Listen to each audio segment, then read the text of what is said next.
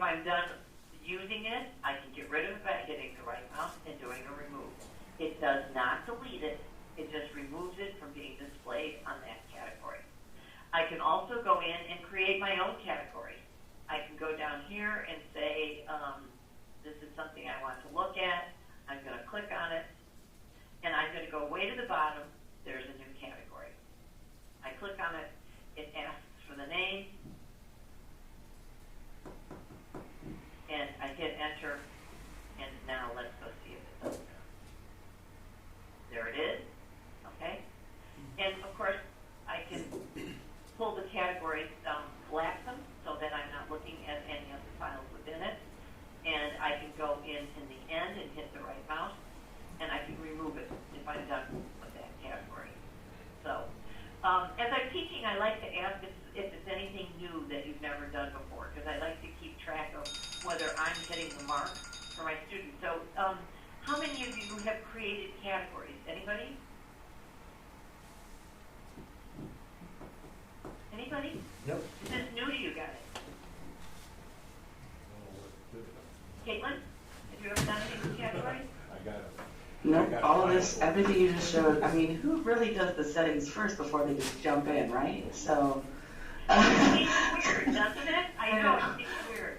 But you know what? Nope, I take it's the credit great. for not knowing this. And it's like, if I can get them into going into settings, they're going to set it up the right way. I don't particularly like everything that any software developer does when they send something to me. Yeah, so everything you just taught is all new and it's all awesome, so thank you. Okay, good. So categories are really good, all right? I hope that you use them. Now, here's another global command. You are going to see, I call them sub-menus because this is like your main menu up here. So when I move through this left-hand panel, I got fucking files. I don't need. These are sub-menus that are going to be at the top I'm not of the going to screen. save it in And they're going to have little combo boxes next to them. And when you click on them, you get more commands. I'm just wondering, all right? So anywhere which of the you Mat see CALs with a little because combo we have a box, mic a little open, downward and pointing that mic arrow. is closed. Always click on it. Oh, You'll yeah, never we're tell seeing what the start. fuck. It's when you give you other options, all right? And so I'm going to stay up here, and we're going to look at file I don't access think right they now. could do it. It's automatically set to recent files. The one that I like in here is this one, reopen files from last session. Here's the story, guys. You're going to be working on 4 or 5 files at the same time, right? You're going to be finished with the day. You're going to save each of them. You're going to close down Bluebeam. You're going to start your work the next day with the same 4 or 5 files. You just come in here and click on this. Boom. They're all open. Saves you time. All right? So that's a good one to hold on to. All right. So that kind of starts us out with how to work with the left panel. Every time I come in here, it's going to give me a new set of commands and options that I can work with. All right? We're going to investigate several of these, not all. We have a level 2 class that we're teaching. Got to save something for that. But I'm going to jump now down a little bit. First, I want to talk to you about how do I open and close the panel. These are on-off switches. Each of the icons, off, on. Okay? I can adjust the width of that. If I click on that with my left mouse, I'm at the right edge of the panel, and I have the vertical bar. That's an on-off. All right? So those panels are important because they're giving you the commands you need to work with them, but they get in the way because you want to see as much as you can of your drawing. So you'll be clicking those, as will I, on and off when I'm working on my drawing. All right, I closed it down for right now. I want to now take you through these areas down here, all right? And those of you that have worked with the product, you're going to know a lot of this stuff, but I hope to throw a few extra pointers at you. First thing I want to talk about is that I can go in down here and I can split my screen either vertically or horizontally. If I have one document open, it's nice because I can go in and see page 1. Let me go to page 1 here in the left-hand screen, but in the right-hand screen, I can see page 5. So it's like the accordion fold where you can just put 2 pages that aren't consecutive right next to each other. So that allows you to see multiple things. I can also go in, if I open up another document, I think I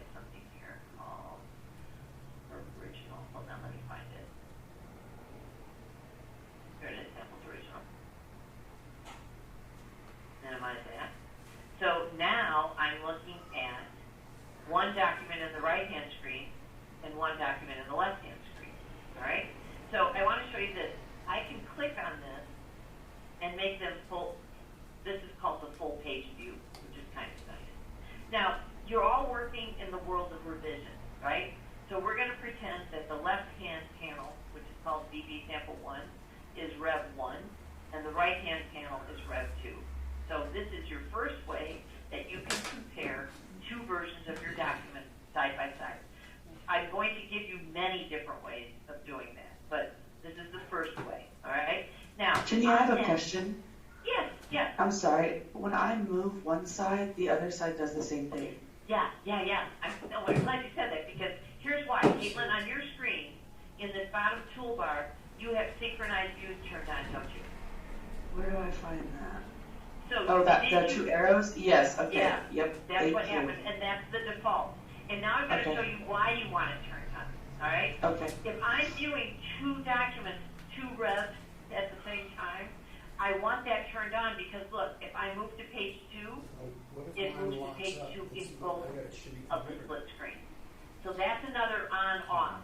If you wanted to turn it off, because in the right-hand panel, you'd like to go to page, I must be the left-hand panel. That's one negative comment I'm going to get. You have to almost go into the panel and click on it to know which panel you're highlighting, but it does put a little bold there. So I can move one screen while the other one freezes, as long as that's not on. Now, if I turn that on right now, they're both going to be page 6 and 6.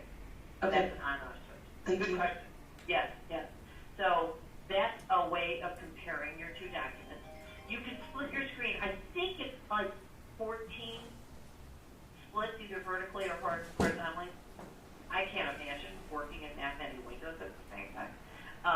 But you should know this.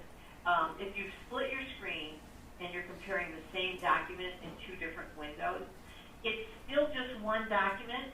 I can make changes in this window or this window. When I do a save, it saves it to the one file. All right? There's not two files out here.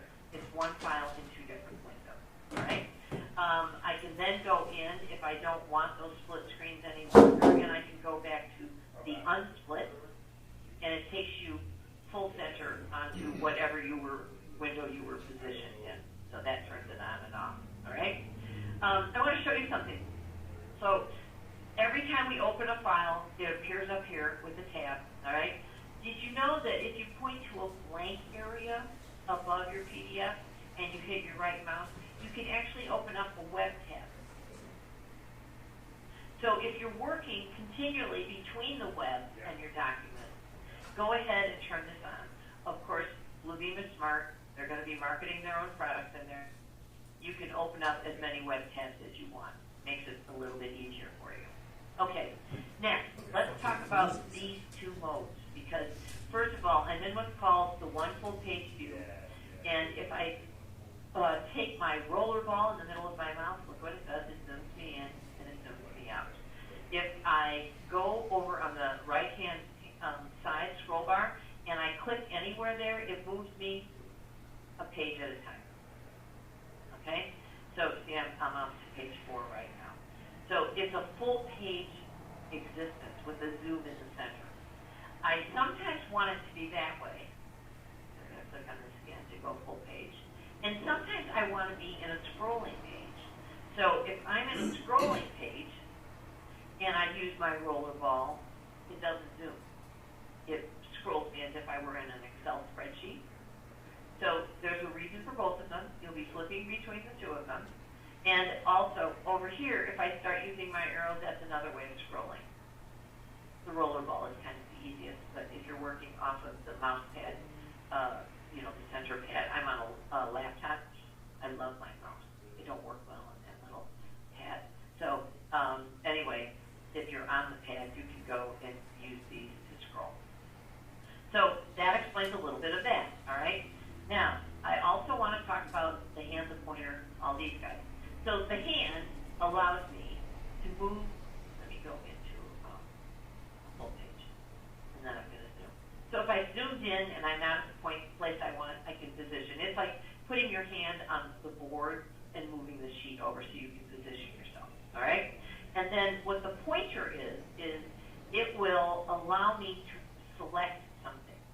Oftentimes, when you are working with a document that has markups, and you want to select an existing markup, I'm going to put one on here. I'm going to put a little cloud on here.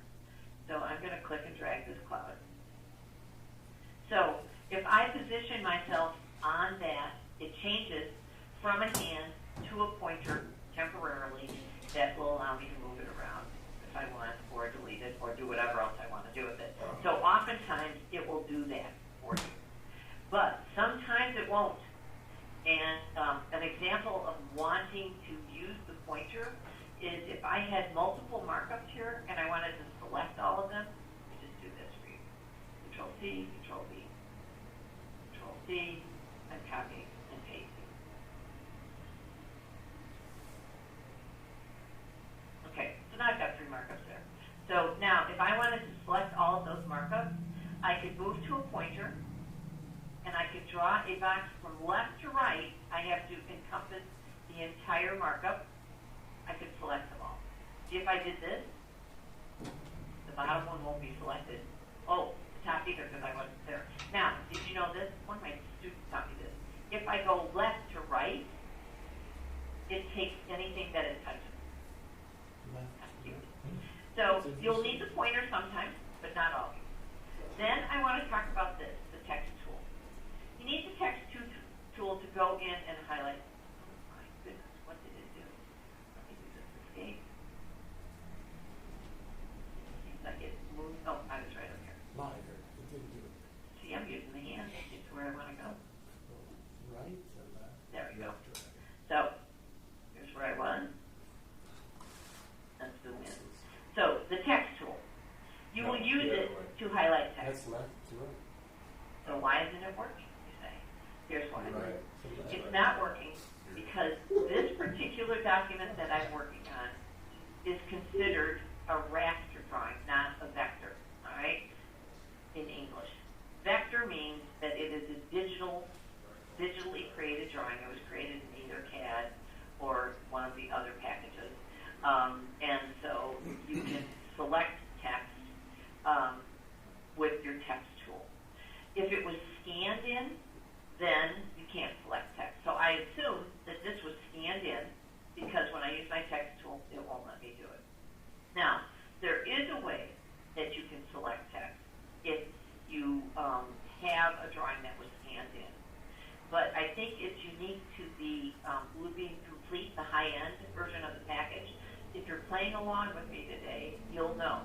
If you go into the document menu and you have something called OCR that you can click on, we're not going to right now, but I'm going to explain what this feature does.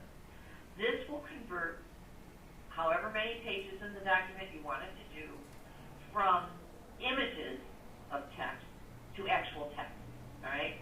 It stands for optical character recognition, and if I turn this on, it will go in and scan internally to the document and come out with representations of real text.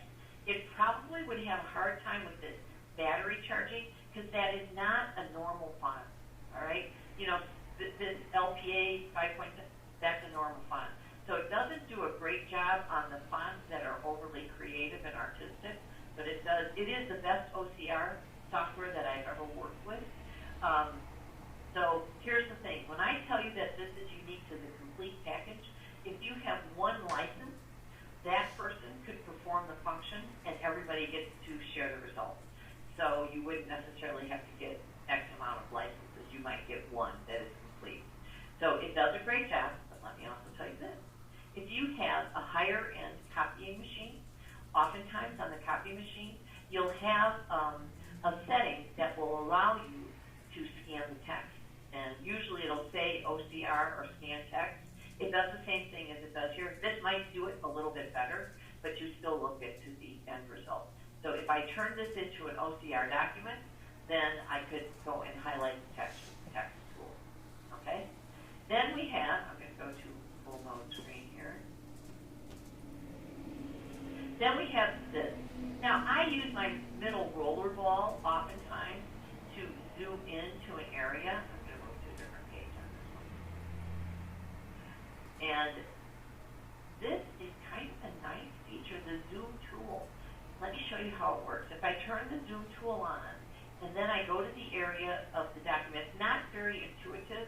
It's like, okay, what's this? Well, if I keep clicking my left mouse, it'll slowly bounce up the size of the image. But if I take my mouse and I draw a rectangle around what I want to zoom into, boom, brings it right up on the screen. So see, this little plus sign, the magnifying glass, I'm going to click my left mouse for you, and it keeps zooming it. Okay? So this does a nice zoom for you. All right.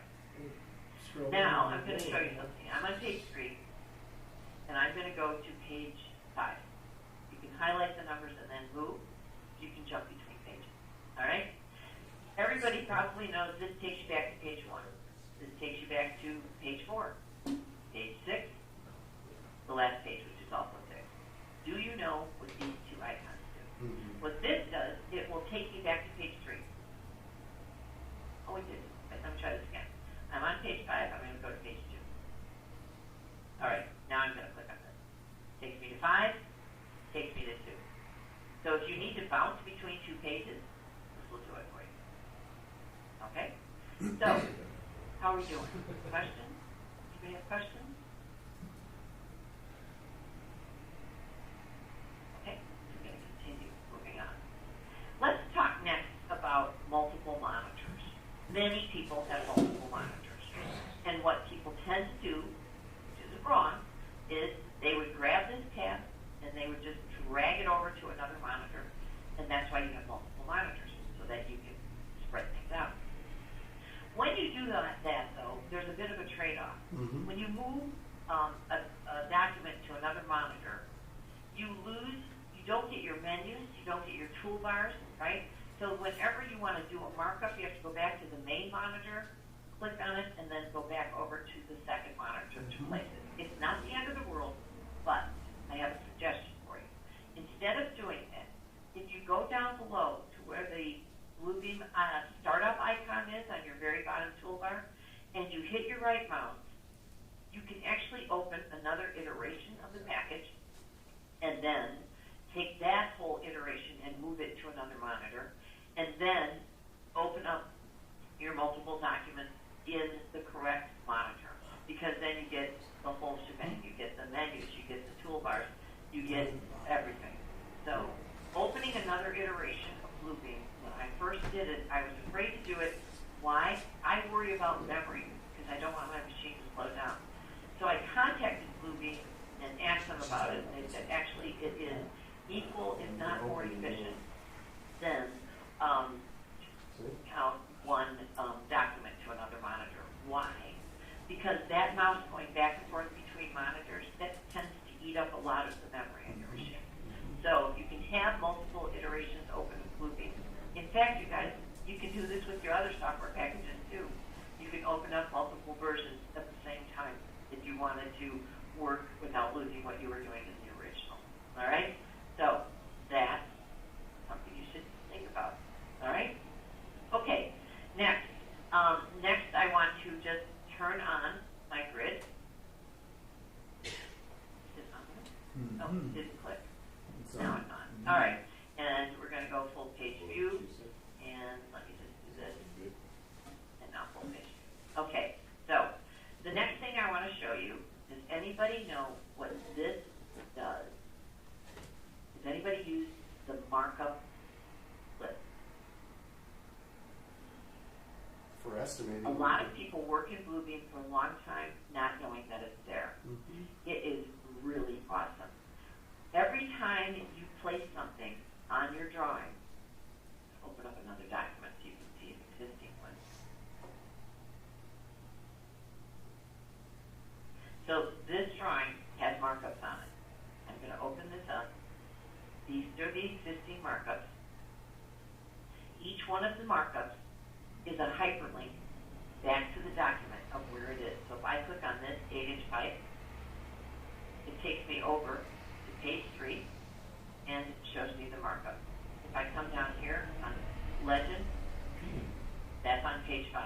It moves me there. So the first reason that you want to understand the markup list is because it's going to make a heck of a lot of difference in finding the existing markups on your drawing, because they're all hyperlinks. All right. We're going to learn a lot about this before we're finished. You're going to feel very comfortable with the markup list. So I'm going to go back over and on my, not that one, I wrote that guy down. Don't need it. My Bluebeam sample. By the way, the asterisk here is showing you that you've made changes to the document that haven't been saved. All right? So, managing our screen. Got a lot going on here, don't we? If I click on this again, it will shut it down. So that's the on-off switch. The same as clicking on these icons that open the panel. All right? When you open your markup list with a click, and you have your panel open, you've got to do a little bit of arranging. So I think the default is that when you open it, it overlays the left-hand panel. So it makes it a little difficult to work sometimes. So what you have is to the left of the menu, there's another menu, you've got a double-headed arrow, a pointer. If you click on that, it shrinks it so that you can see your left panel, and it will adjust based on how wide that panel is. All right? So the markup list is an on-off, but you'll also want to work with whether you want to spread it out full screen or just have it to the right of whatever the left panel is. All right? I'm going to turn that off right now. Oh, I get it. And I want to show you something else that I always do. I have always, in my categories, a blank document. It's a document that I open brand new. I don't put anything in it, and then I save it. And I attach it to a category. Why? It's where I do my figuring out, all right? So in my blank document, I might put some of my markups in there that I don't know exactly what I'm going to be doing with, because sometimes you have to customize markups. Get into that a little bit later, probably in the second level class. But I can go in here and work on it and never save anything that's in there, or save it under a different name. But blank is a good one that you might start using more frequently. All right? So in this blank document, I'm going to put in a text box. And now we're going to learn the very beginning of markup. So before we do it, I want to take it back to PowerPoint. I go back to PowerPoint just to be sure that I'm showing you everything and I've covered everything. So I did in the setup options show you how to go into preferences, how to do a reset. I showed you how to turn on this status bar at the way bottom, and I showed you what a profile was. So we did that. Let's look at screen layout. How are we doing on that? Managing those files with categories, all right? And then moving through some of the screen, and I had you jumping between pages, splitting the screen, going through some of the menus. Oh, I didn't show you bookmarks yet. Let's go and look at it. It's a good reminder for me. Let's go back over here. Okay, so what is a bookmark? If I go to this document, on the left-hand side, we have something called bookmarks. If I click on it, and you had them too, if you're using my samples, I put some bookmarks in before we had our class, because I use them to move around in the class. I'm going to show you this visual thing later, and I'm going to use ground receptacles, and it takes me right there and it zooms me in. I've got something else I do with the break room. So it moves me to areas of the document, all right? So these are great and they're easy to do, and I'm going to show you the way I use them. So let me go, I'm on page 1, move this up, and I have one for break room already. How about if I do something for ceiling, all right? So I want to move in here. Oh, this is the battery charging area, and I want to add a bookmark. So the way that I use them is I go to the place where I want them. I hit my right mouse. The right mouse is so good in this program, and try it all the time. Nothing happens when you hit the right mouse. It's a sub-menu that just pops up with possibilities. So I'm going to click on Add Bookmark. And what it does is it puts it over on the left in the bookmarks area, but it automatically just gives you the page of that. I don't want it to be called page. I want it to be called battery charging.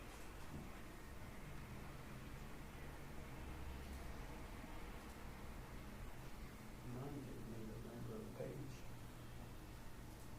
Oh, I did it in another class, you can see. So I'm going to go to a different bookmark. Now I'm going to go to my battery charging, and it takes me there. I didn't tell it to maintain the zoom, so it took me in full area. Let's see if it did in this one. In this one, I had told it to maintain the zoom mode that I was in. So, and I hadn't really zoomed much on that one. So that's how you add a bookmark. What do you think? Fantastic. New? So bookmarks are good because you're sharing this document with other people, rather than telling them to go to page 5, find the reflected ceiling plan, to set a bookmark there so people can get to it more readily. So that's a bookmark. Also, please note, here's another global command. I could have added the bookmark up here, okay? And there's a little combo box so I want to see what it's got. If I do it up there, I can place it within the bookmark area. Where do you want it? Before the one that you're on? After? You can even do what are called sub-bookmarks. So maybe in the battery charging area, I've got 2 or 3 other little places I want to mark. I could put it in as a child, and it'll be indented if I use that menu, okay? Also, you can create bookmarks from this icon here if you wanted to, all right? Not a real big difference for creating. Create just automatically adds it to the end. It's what I did with my right mouse. That was creating a bookmark. So create that is almost the same thing. And bookmarks does have a sub-menu. You can go and look at that later on afterwards, all right? So that's what bookmarks will do. And that's going to just kind of take me to different areas of the drawing. Also, while we're in here, this is a multi-page document. This will let me see those pages. This is the thumbnail view. So that if I'm moving between pages, this makes it easier to move to the page that I really wanted to go to. So you can jump between pages here, all right? Now, you can also, while you're jumping between pages, I'm stretching this out so that I can see all 6 pages in one window. You can select pages. So I'm going to say I want to work with page 1 through 4. And what I'm going to do is I'm going to hit my shift key and click on page 4. So when you do a click and a shift click anywhere in a Windows computer, the first click says this is the beginning. The shift click says this is the end. Whether you're in Word, Excel, Bluebeam, they all work the same way. So with those selected, I can hit the right mouse and look at all the things I can do with it. So the thumbnail panel is useful. I can extract pages, put in new pages, cut those pages out, put numbers into the pages, and so on. So this is pay attention to the shortcut summary, to the shortcut toolbars. They're very helpful. I can also, while I'm in here, click on one and just drag it and move it to the little blue bar or the location. I want to keep it in the same location, so I'm just going to undo that. The right truck is here. So that is hopefully something that you will use.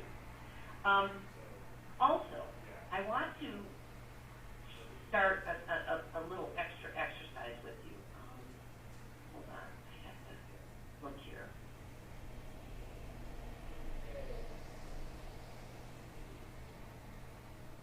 This is a good one.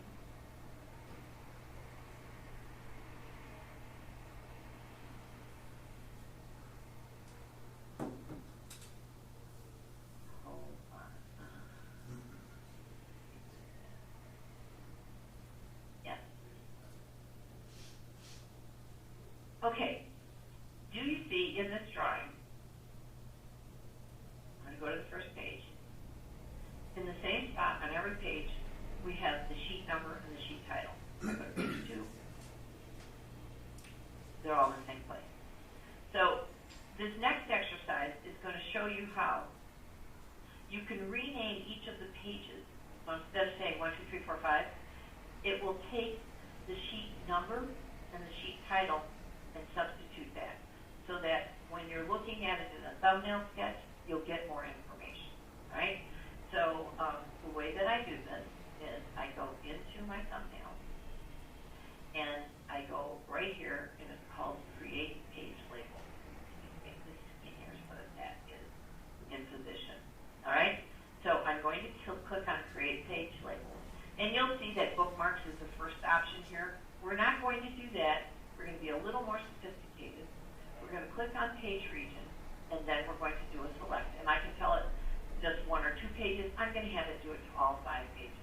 I'm going to click on select, and now I've got the crosshair. Anytime you have a crosshair, it means draw a rectangle around what you want to work with. So I'm going to draw a rectangle around my sheet number. It's going to pop up a dialog box. Down here it shows you the MO-00, and that's telling you that's region 1. On every page, it's going to look in that area and capture it. Then I want a dash between it, and I'd like to add in. So, now I go really big on this because some titles could take 3 lines. And that's what I wanted to do. I'm going to click OK. And I want it for all 5 pages. I'm going to click OK. So now, look what you have over here. You have more information, right? And now you have the ability, if you're interested, in extracting some of the pages, separating them out, and putting them into their own folder. A lot of people do this. You're working with a large drawing. You want to just pull out the mechanical and put them into their own folder. I can put them into one document in their own folder, or I can extract them to separate pages. And if you put a label in it already, as we have, when it creates the new document, it names them for you. So do you think this would be something that you would use? Yes. Anybody? Yes. Because I'll be happy to go into it with you.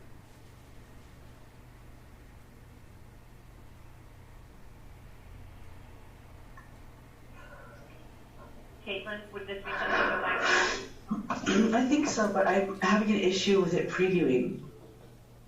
Like it's not taking the section that I'm highlighting for the... Can I switch to your machine and Sure look thing. at it? All right, we're going to make her the presenter for a few minutes. And you're going to have to go in and show us your screen. Okay. Should have a request to show. Okay, here it comes. Everybody's going to be able to look at it. Okay, so now go ahead and click select. So click on the select button. Now go and block out TF-3 and let go. Good. Oh, But why is it showing me the pages? I don't know. Never seen that before. Let's try this. Do a cancel. Okay. And do a cancel again. Okay. And make it not quite as zoomed in. All right. Good. All right. And this won't work on this. This is why. You have a document, Bluebeam, the sample 1 doesn't have the sheet numbers all in the same place. So let's go over to your, if I can, go and click on your files at the very top of that menu. Not there, in the, good, file access. And you should have one, maybe it didn't download. No, it did, but I didn't know how to add them in, so I have I can take them from my folder. Cool. So, let's see. and maybe I didn't include that one. I didn't. I don't think I included the one I used as a sample. I apologize. Let's see. File. Open, maybe. No, I didn't. Well, do you have the document that would have the sheet title in the same place for everybody? I don't know. Well, anyway, that's why the preview wasn't working for you. I gotcha. So that's why. I do have the folder that of all the other ones that you sent. Is there one that would work? No.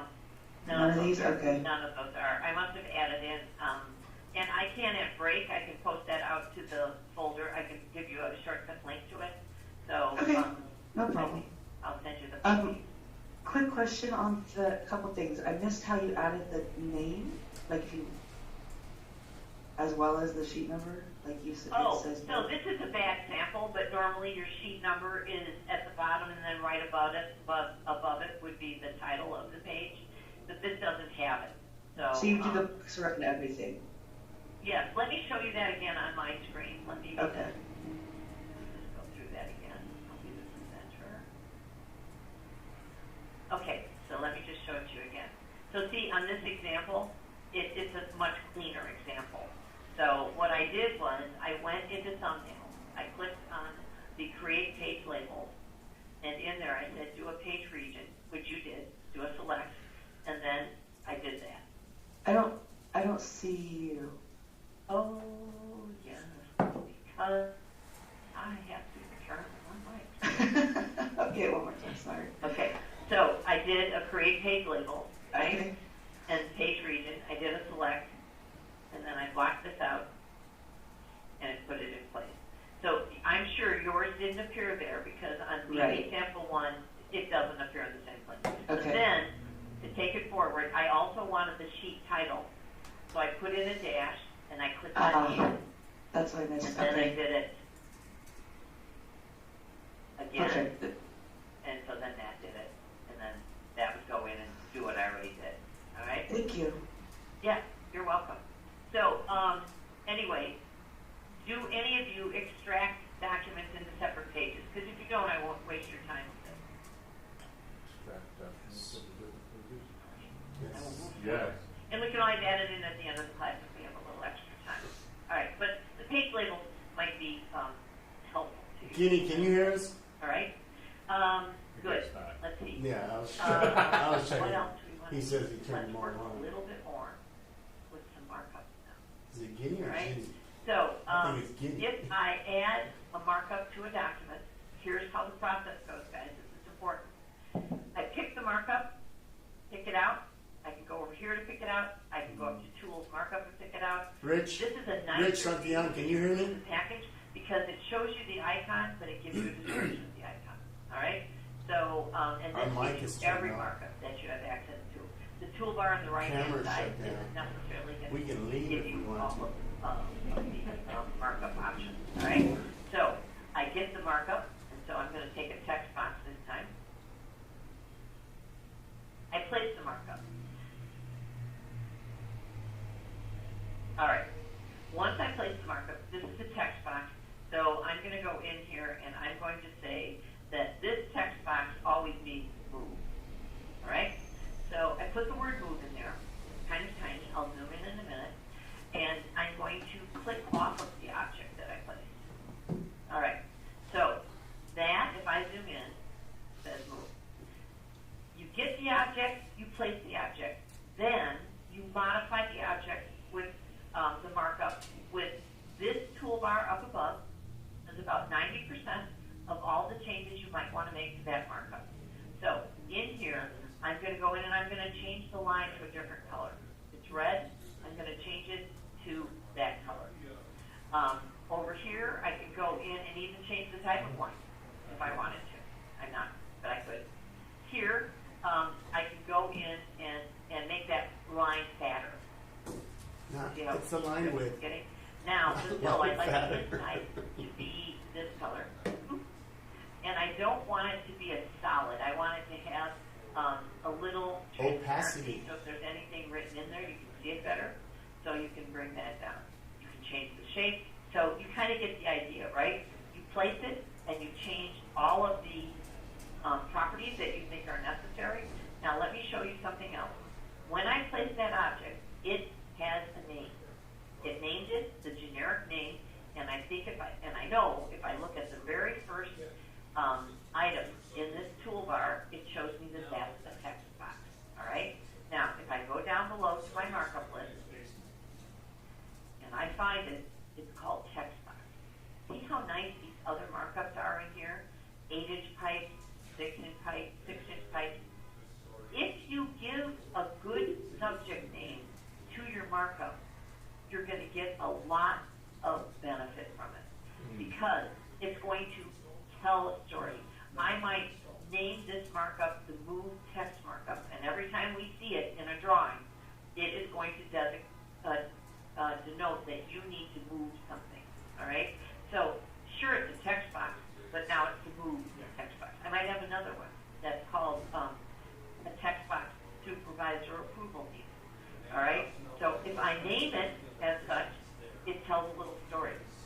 So that's what I'm going to do. I'm going to come up here, and I'm going to call this move text. I don't need to put text in there. I just kind of think to it. Okay? So now I've given it a name, and you'll see down below that it's called move text. Let me minimize it, and let me go in and make it smaller.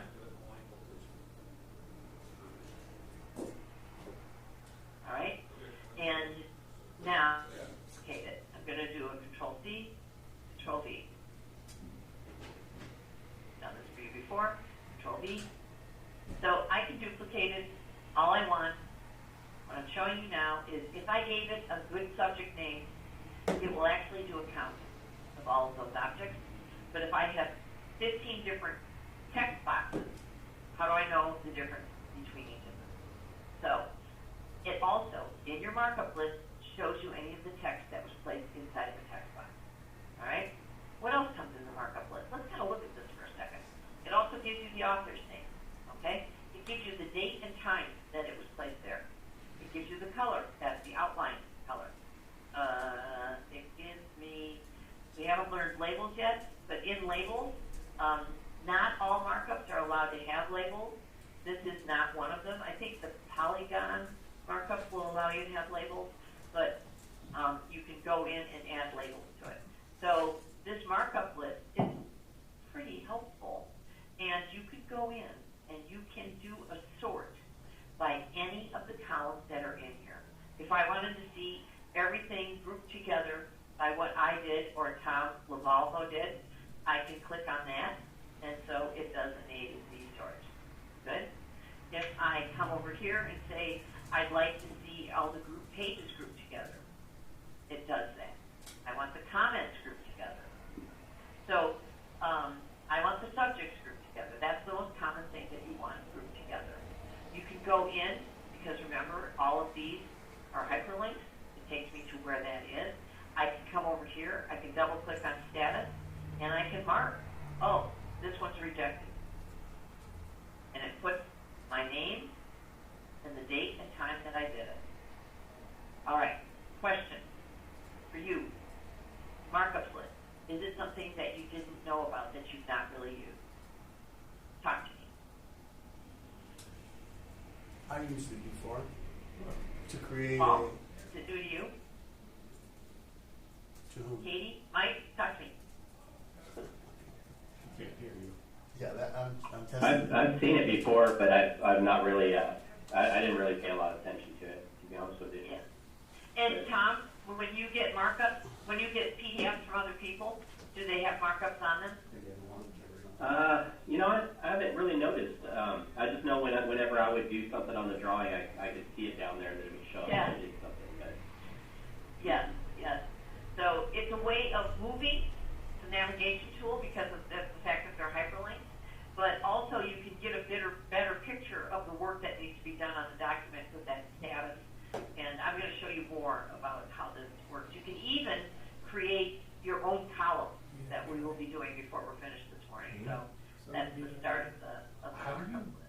So, How do you add? okay. Jeannie, You have to add Yes. something. for the markup columns, is there like I went searching because mine doesn't look like yours obviously, but is there a like the color doesn't show up unless I add it, like that column color. So I only had subject, page label, Yes, comment. yes, that's a good question. I was just going to take you there. So here's another example of a menu. And so if I want to do more with the markup list, I go to the markup list sub-menu and I click on the arrow. And I want to do something with columns right now. So look at all the other columns you guys have that you may want to put in place. I'm sure I have more columns than you have. So you might not have space added in there. You might not have layer. So you can turn columns on and off. Customize this markup list so it shows you the stuff So I that go you're to going this to markup do. list, I get this. If you want to add a column, which we will be doing later, this is another one of those global commands for you guys. If I cursor all the way down to the bottom, remember I showed you the manage option in profile, right? This is how I can add my own column. We'll do it later, but I'm just trying to show you the logic of the package again. So yes, if you don't see all the columns that I have and you want to add them, this is where you would go in and add them. Okay? Also, remember this. If I went in now and did a saved profile, those would be added to the review profile on my machine. Okay? Because that's what profiles are. What you have as column choices in your markup list. What you have as toolbars that you're displaying, and so on. So that's just kind of referring back to what those profiles are. Many people don't switch out of the review profile, but sometimes people want to do, customized profile based on the job that they're working on. Okay, so that does our markup list, and now we're learning the importance of naming things, right? So if you learned anything from this class, please learn. You place it, you customize it, you name it, all right? The subject is the name that you will give it, because then you get a lot more use out of it, all right? Okay, so, how do you name it? let's see, give me a second here. Like, she put all the stuff All right, in. so another thing in my markup list, you see this thing called space, all right? That's another way of naming areas of your drawing. So we've done bookmarks, right? That doesn't really name a space like Spaces does. Bookmarks are the way of navigating and moving to different areas. It doesn't make of your sense to sheet, me and that then they put would your do work. that, because when I Space, did this, if I designate a space in my drawing, it will then allow me, if I place things in a space, it will allow me to see it down below, so I can set a filter maybe to Office 1. So I'm going back to my Bluebeam sample 1, and I'm going to go to each one, and I'm going to zoom in. Oh. I don't think I have any You space have to give it a name. here. I can't even open my I don't. computer. So I'm going to show you how to create a space. And let me So click on one. So here's what I'm going to do. These are all Go to Office, your markup Office list. 1, 2, 3, conference, right? And I would like it if I place markups in those areas Where's your that it page? shows me that markup is in Office 1 on floor 1 or Office 1 on floor 2, so that it describes my markups better. So what I'm going to do is I'm going to come over here and I'm going to click on the Add Space. So before I add the space, you can nest the spaces. So first I'm going to draw a space around the whole floor. Then I'm going to go in and do subspaces for Office 1, 2, and 3. How do you do it? Well, I clicked on the plus, and now I'm going to add a space. So I'm just going to put it here. That is. When I let go, it comes up and says, That's got a not name. exported. So I'm going to call that floor Go to page. And right Now, there. the Go to page. Right there. tool stays alive because it thinks that you're going to go into a floor 2, floor 3. I'm not going to do that right now, so I'm going to hit, well, actually, what I'm going to do is I'm going to zoom in, and I'm now going to do Office 1. Now, I'm not going to be measuring this right now. I'm just going to come over here and designate that's where Office 1 is. So, see, it wants to make it floor 2. It takes whatever name you gave it, if you have a number, and it adds a 2 to it. So now I can do See that pencil? Office 2. See that pencil? Just click OK. I didn't have to put anything in there. And Office 3.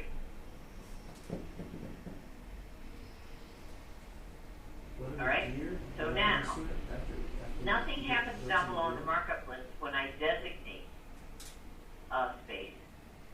But when I put a markup in there using that space, then the markup list will show you where it is. So I'm going to go down here. I'm going to pick out a rectangle. Jackson just sent over a thing with a bunch of So, Oh, really? I'm not going to customize everything I put on the screen, as long as you understand place, customize, name. Okay? So I'm going to click on this, and then, oh, this is another handy thing. In this markup, or in this status bar down below, I can go in and I can do this. It's called the reuse. So if I'm going to reuse the same markup repeatedly, I click on that. I go and I get the markup. by the way, whenever you're drawing a rectangle, if you leave your shift key down, I'm going to do that right now, it will make it a square. And see how this stays alive? Because I want to put one over here too. I'm going to put two in here. Leaving those squares, right? I'm going to hit escape when I'm done. Now I'm going to go down. I'm going to get an ellipse.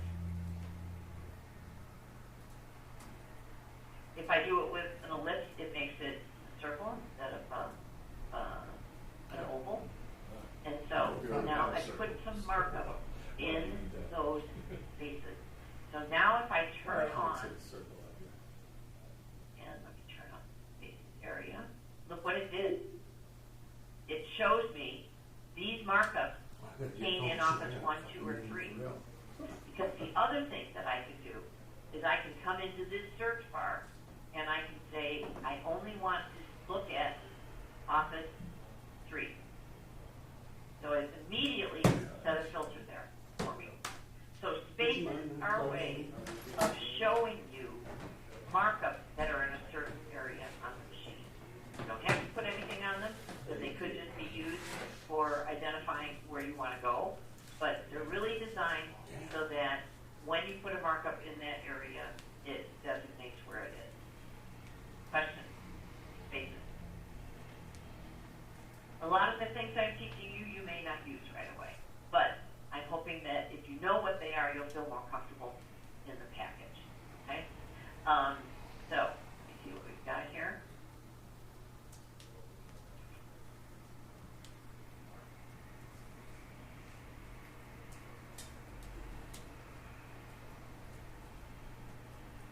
Okay.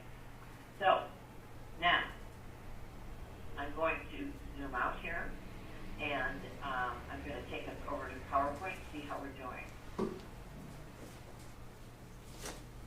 Markup.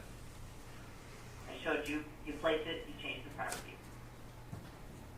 And the grid. I need to focus on that a little bit more. Let's close this down and go back over.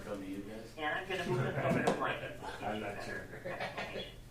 So the grid is on off switch. Although, All right. If I get a markup that I want to place in an exact spot, there's a couple things to help you. So I'm going to go in and get a rectangle. And so now visually I can see where the grid is and I can try to align. So it's just a way of lining things up. But if you go in and you turn this icon on Snap to Grid, it doesn't do anything with the previously placed items. But if I go and get another rectangle, I actually have that right. Watch what happens. I'm going to position this when it's not right on the dot. But when I click and drag, it's stuck. And over, it will only let me draw where the dots are. So it forces everything to be aligned. That is definitely an on-off switch because, for instance, if I'm measuring and I've got that turned on, it wreaks havoc because I can't go to the edge of where I'm seeing the line because it's that line, which is native to the drawing, is not aligned with one of the dots on the machine. So you want to turn that on and off, but it is a nice feature, the grid. All right? Question? you use that grid? And how we can place things. I'm going to just point out these two, snap to content and snap to markup. So snap to markup makes two markups clean together if you have them close together. Snap to content doesn't always work because it only works on vector drawings. It doesn't work on raster. So if it was a stand-in drawing, it has no effect. But if it was a digitally created drawing over in CAD, you can use that feature. All right? So let's go back to PowerPoint. Where's Snap to markup? So markup options using the shortcut menu. Let's just go and reinforce that. So if I put something on this drawing, I'm going to turn off my reuse now. I'm going to hit my right mouse. We've talked about some of the things that we can do with our shortcut menu over on the left panel. But each of the items that you have selected also have options to them. Know how I went down below and I did a set status? I can do that one-on-one on the actual placement of the item, and I can do it, and it will show up down below in the markup list for me. Okay? Let's see. What else do I want to show you? Any questions on this? You're good? All right, let's go back. See what we got. Showed you spaces. More on markups. We've talked about the markup list a little bit more. We've named them to make them more powerful. Here's something for you. If I go back to a drawing where the objects weren't named, can I name them afterwards? Yes, you can. You can open up the markup list. You can find any of the items. I'm going to rename both of these the same. Right? I can highlight them, and I can go up here, and I can give them a real name. So I can just say, this is,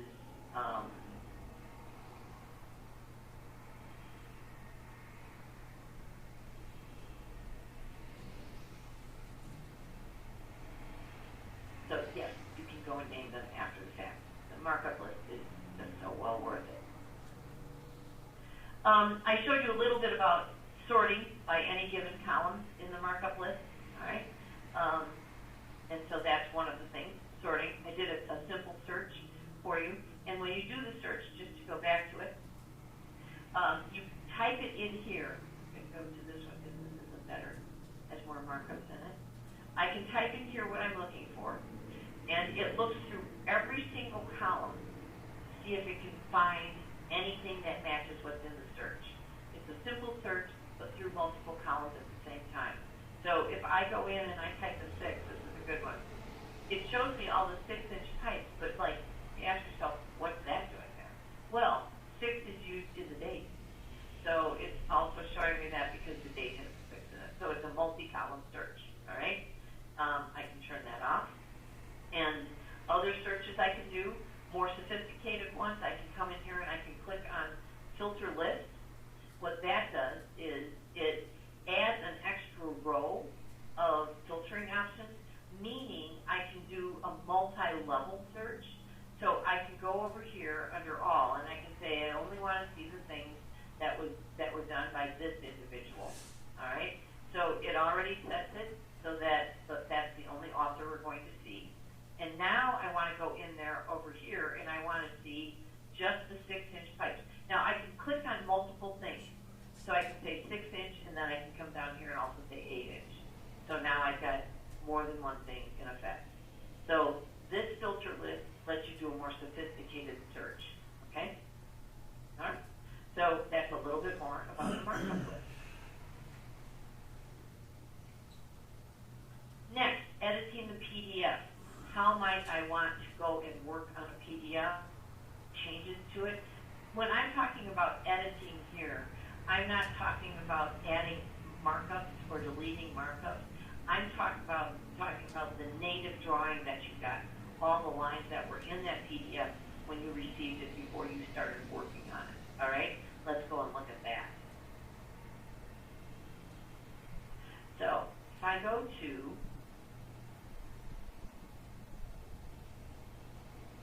I'm over on Bluebeam Sample 1, and I'm going to go to page 2, I think I can go to. Got to find my space. There we go. All right. In this drawing, this is the break room. And let's say I want to get rid of the vending area. I can go up to the Edit menu, and then I can go to PDF content, and I can cut or erase it. Cut prepares for you to paste it someplace else. Erase says I'm not going to use it anywhere in this document. So I'm going to do an erase, and I'm going to say still ending here. And it's going. All right? So that's how you can do a cut and paste in any given area. I can also go in, and I can take a snapshot of a given area if I wanted to, and I can add it in to another part of the document. So let me get my little hand to decide where I'm going to do this. And I'm going to say that I want to take a snapshot of this Northwest office area, and I want to copy it there and paste it into my blank document. So I'm going to go to my blank document. I'm going to delete the things that I have in there. And let's go back. And now let's take a snapshot.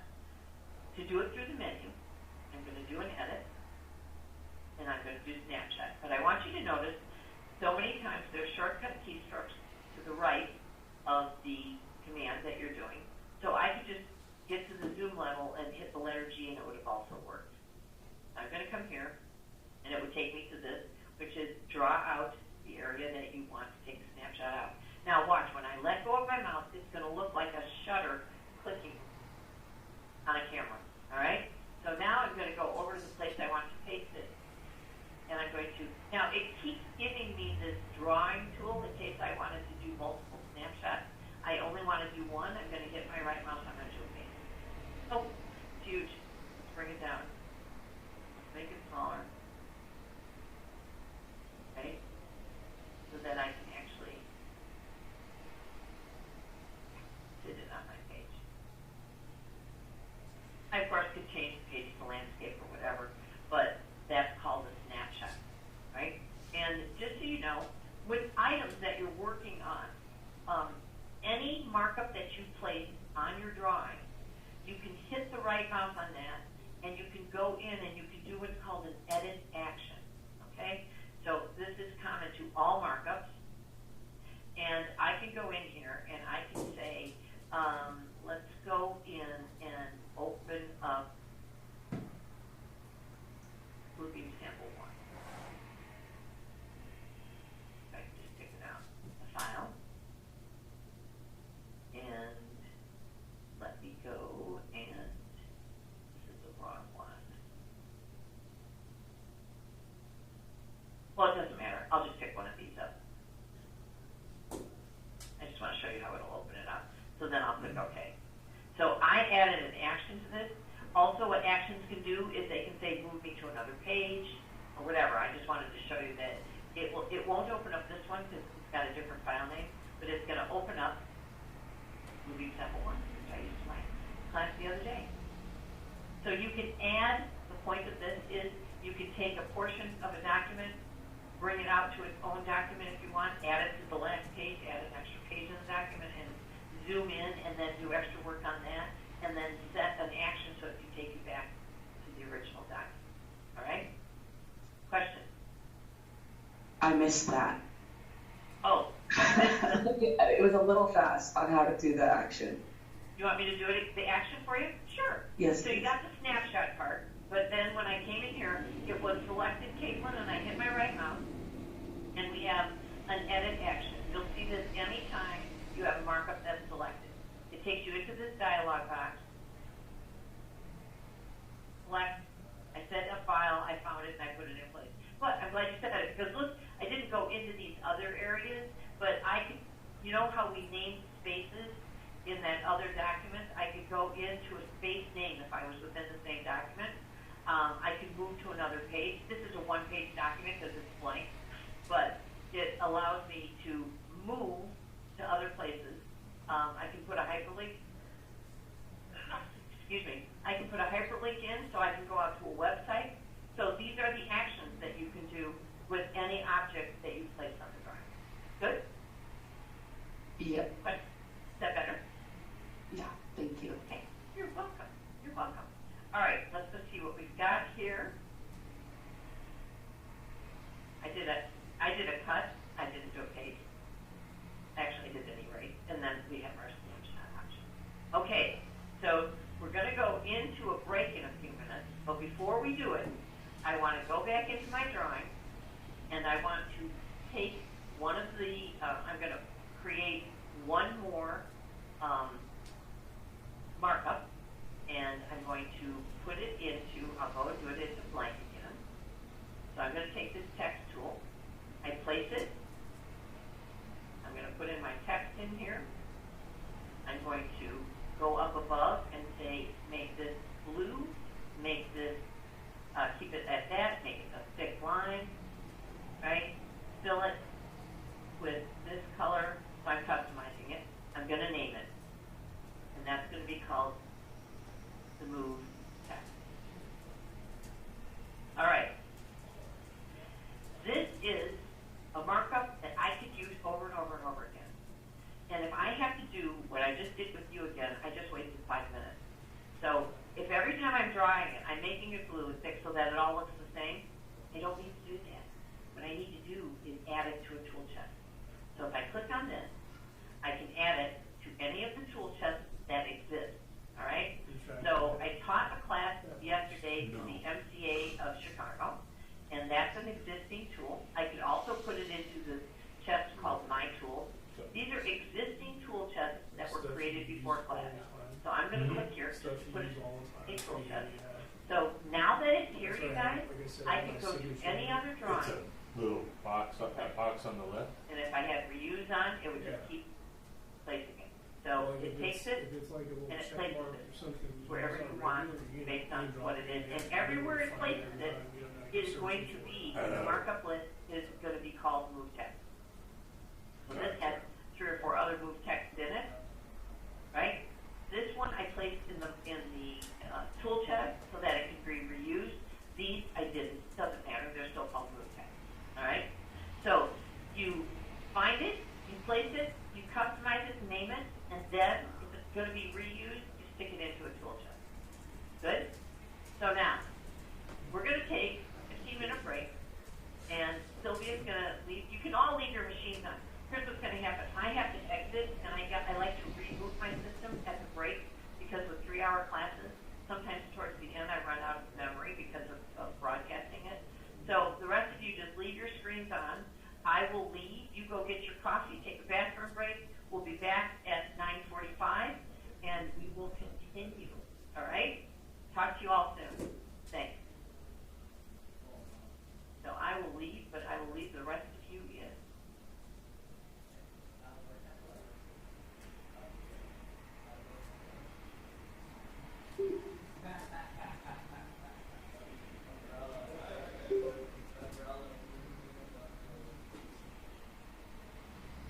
Hey, Charles.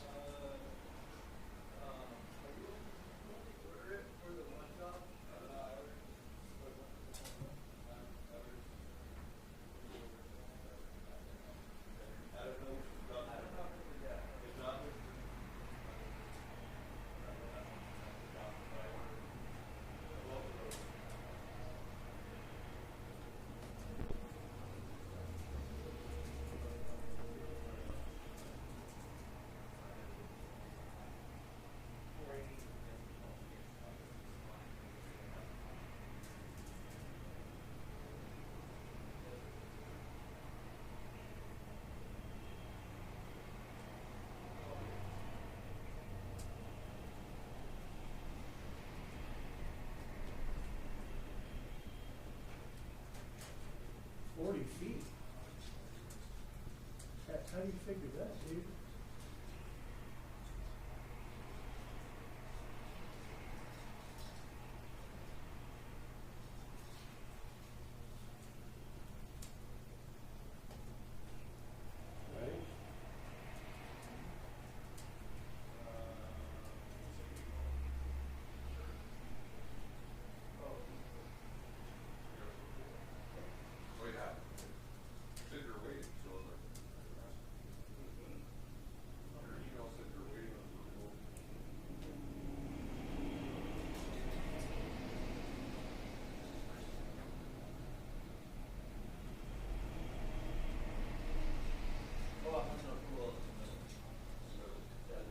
So even though it's insulated duct, you're saying it's still picking up some of the heat gain and heat loss.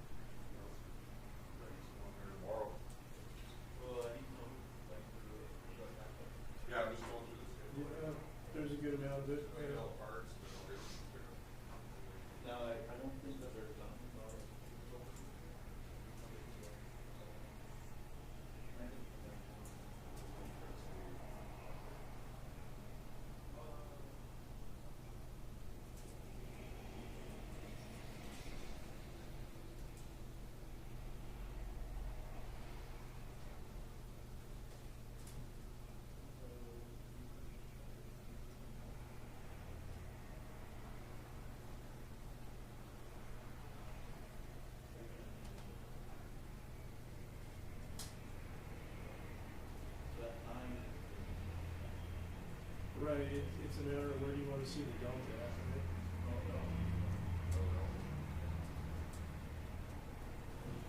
Just kind of thinking out loud. What we really want to try to control too is the return air temperature as closest to the room as possible, right? So even if you have heat gain or heat loss in the ductwork in that what is it, 40, 30 feet right there, if we can get it like where right at the roof line, it'd probably be ideal, right?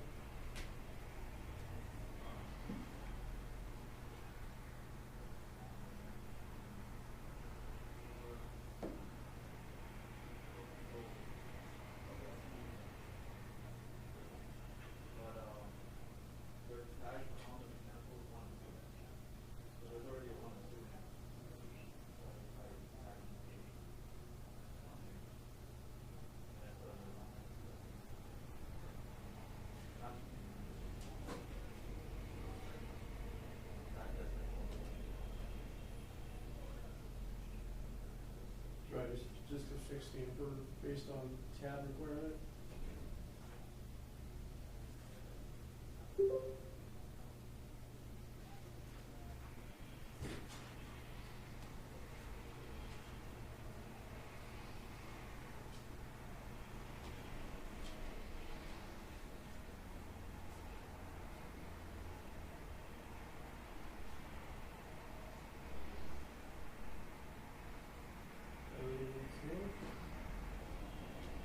If you think that's the answer, then I'm with it, dude.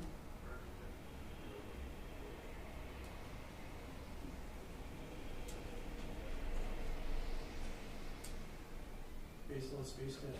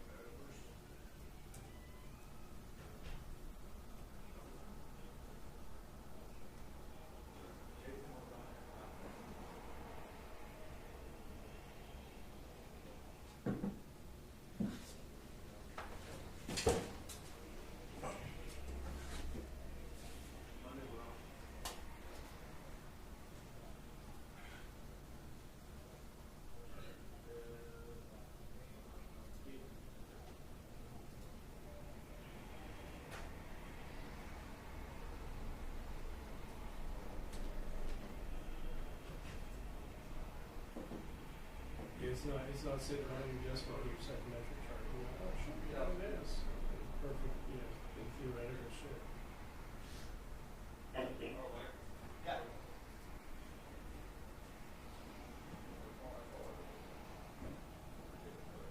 Understood. No, I just want to check in on you. Do you think you guys will have this pretty well balanced today, or you see me to go back out there tomorrow or anything else?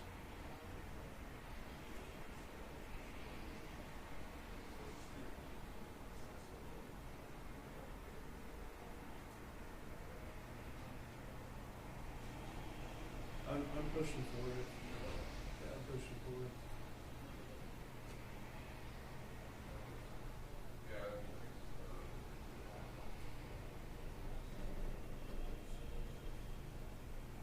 I almost mentioned that in my email, but I was like, no, let's put this back on them, dude. They can come up with a solution. Yeah.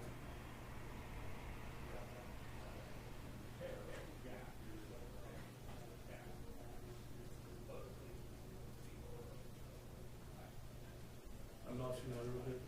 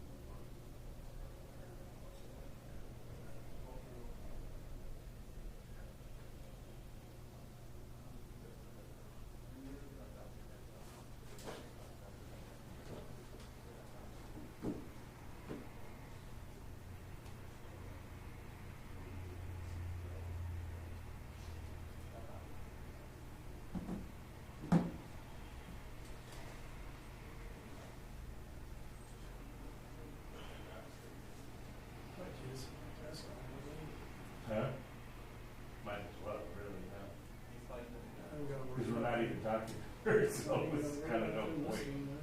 Yeah.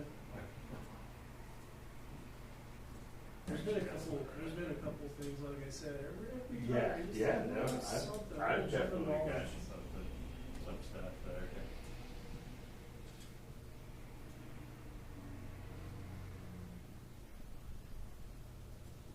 Yeah, plus actually, that's gonna be easier.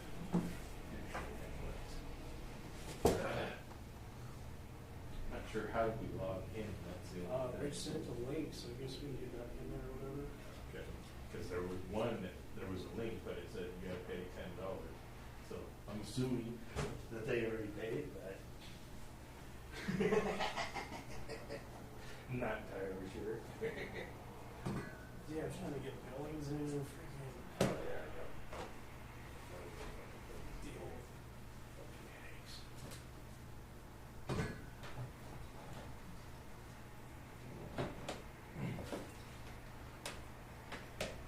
Testing, testing.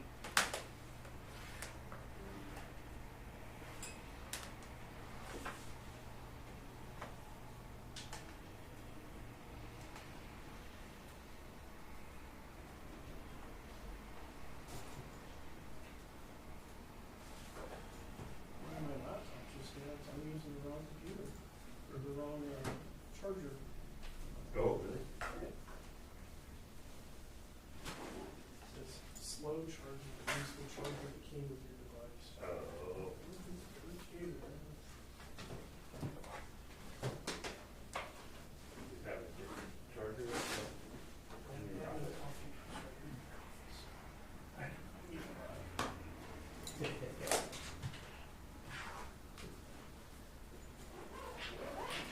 What I need to do is find the right keyboard for my spare board. For that, the right keyboard? And for my, I don't know if you saw, I got a little fold out monitor. Yeah. There's a specific type of cable. So you just plug in one cable from there. Oh, and then it gives you another one. Yeah, Oh, nice. That's it's got me cool. out of picture a few times. How do you, is that one you buy? Yeah. Yeah. I bought it when I was a unit. Yeah. When I'm at home, I have actual screens that I just fucking put in my office on the table. But at least I got a big screen on this screen. I have one like a 27-inch house. Yeah. It is a pain in the ass to work on one screen, man. It's amazing that's what we used to do forever, you know. Now I don't think I could even fucking work with just one screen. Because your eyes are bristling over. That too. Turned 42 in a few months. You know. But started to do that. Oh, hell yeah.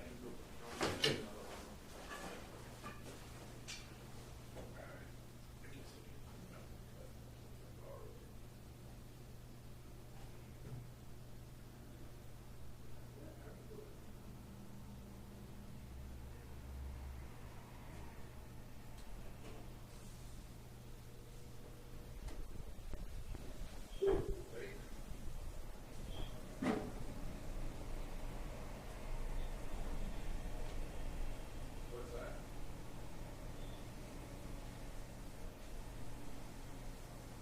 Oh. Yeah.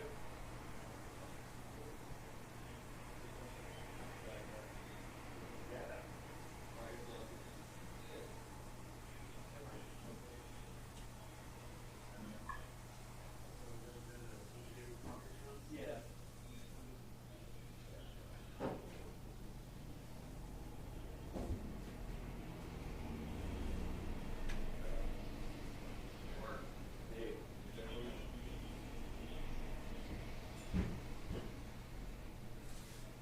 Jeannie, Yes. when you have a second, I have one quick question. Let me just, I'm looking for that typing file for you. So that Yeah, you no can problem. have it if you want it, so let me just, I have to get it out to, you know, the hurrier you go, the behinder you get, right? Yes. Last file, where did it go?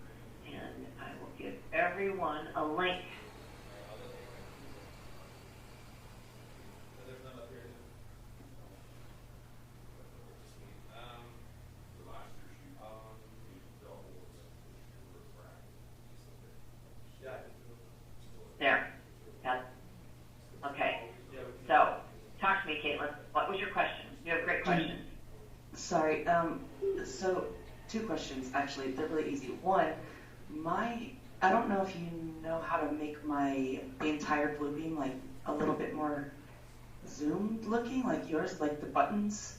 Like it's very small.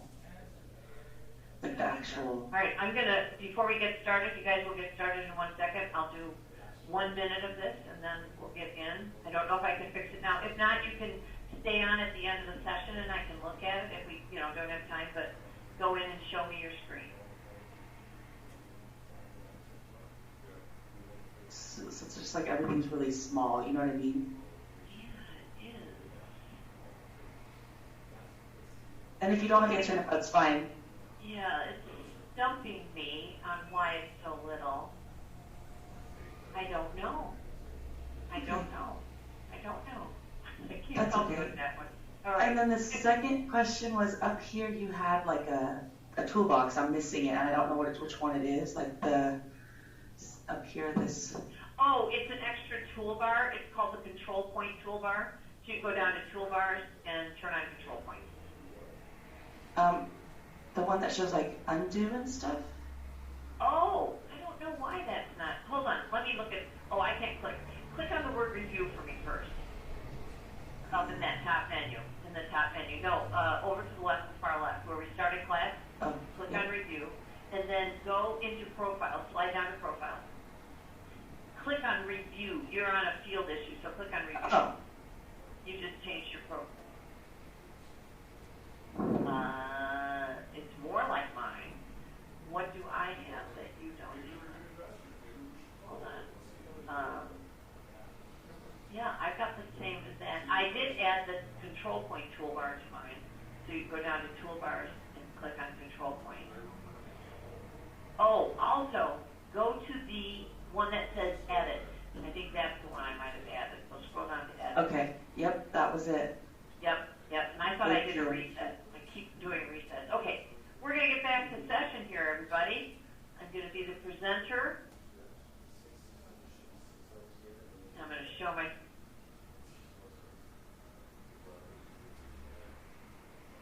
All right. So, just to prove to you that what I told you earlier worked. In the file access, well, it's not my marker list. In the file access, I'm going to do reopen last session. Once we took our break, I went and saved each of those files. Boom, all three open. Kind of a nice feature, isn't it? Okay, now it's my turn to ask a question. How are we doing? Is this making sense to all of you? Pace is okay? Yeah, that's good. Okay. Anybody else have a comment? Now's your time to speak up. We have so much to share, don't we? So, are you learning? Y'all came back, so that's a good sign, right? Okay, so we left at break, and we were talking about the most wonderful feature, which is called tool chest, okay? Let me talk a little bit more about them. Now, I rebooted my system, okay? And when I rebooted my system, I lost everything that was in recent tool. But let me just show you this. I'll put another markup in here. And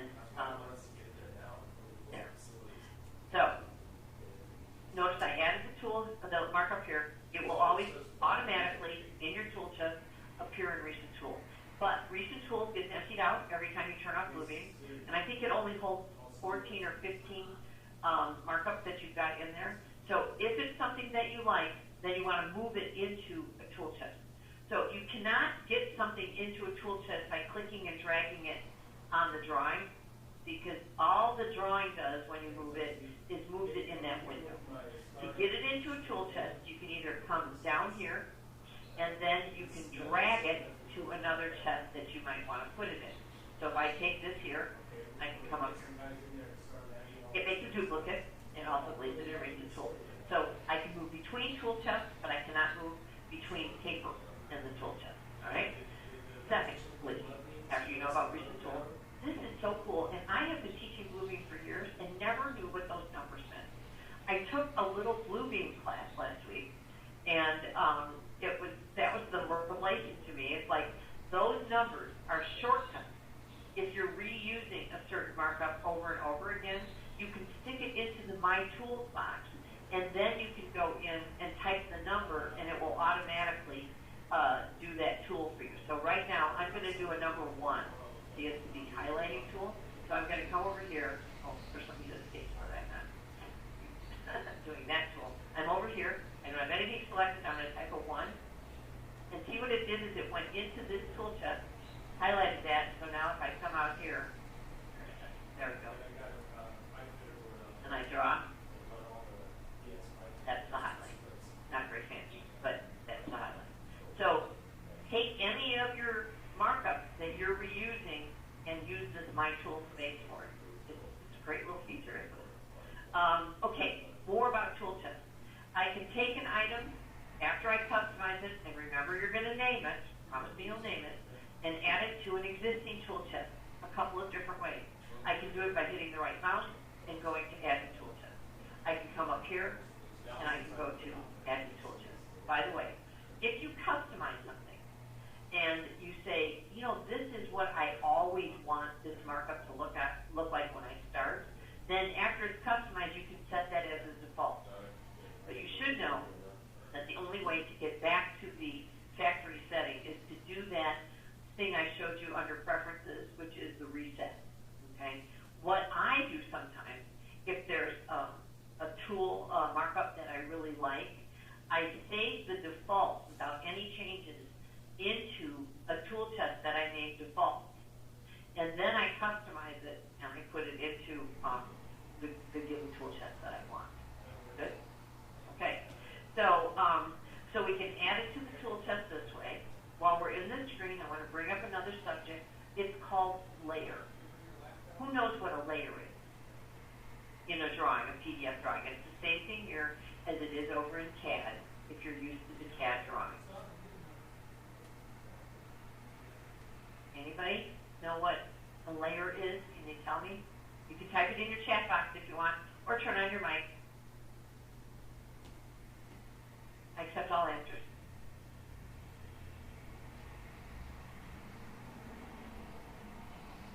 Okay, I'll tell you. A layer is when you take a group of markups and you group them together by giving them a name. And when they're grouped together, you then have the ability, if it's a layer, of hiding that whole layer or displaying just that layer. All right? So markups can start in many places. Markups oftentimes will start, and it's the case in this one that I've got. Let me go to my over to page 2. This drawing started out in CAD, and in CAD they created layers. Saved it, left the flag on so I could see the layers. All right. Now the layers in this case that I'm explaining to you are part of the native drawing. They're not markup. All right. They were markup in the beginning, but they aren't any longer. All right. So someone designated layers in this. Let me show you. This is our layer panel. When I click on it, because there are layers on this page, these all come out looking not strong bold, but they look like they're usable. Let me just show you. If I move to another page, see how these are all ghosted out? This is Bluebeam's subtle way of telling you there's layers in this document, but not on this page. You can click on them and nothing will happen. All right? Because there's no layer there. All right? It doesn't mean that I won't use those, because sometimes I'll go to another page and I'll add a markup to the drawing. So I'm going to do this one. And I want to add it to one of those layers. So seeing them might be helpful. I'm right-clicking. I'm going over to Layer. And I'm going to add it to the GHC background. All right? So now I took one of my markups and added it to an existing layer that was there when I inherited the document. But if I go back to the previous page, all right, they come back to life, if you will. It's called ghosted when they're kind of muted, another word for them. Okay, so now here's how layers work. Whether you've inherited them or created them yourself, this is how they work. These are eyeballs, okay, to the left hand. turn an eyeball on, I can see that layer. If I say hide the supplies, I'm clicking on the eyeball and I'm turning it off. I'm on page 2 of Bluebeam sample. So that's how you can see the layers that I inherited on, off. Okay? And I can go to one particular layer, point to it, hit my right mouse, and say isolate it. So that's the only layer that I see. All right? So when you have existing layers, it's a great way of hiding and displaying things. All right? So how do I create a layer? It's pretty easy. I can go up here and click on the plus and add a new layer in. And of course, typical of all the other menus in this program, if I do it here, I can add it before, after, or as a child, which I explained to you earlier. All right? So if I go over here, what's in this menu? I can print layers, and I can export layers.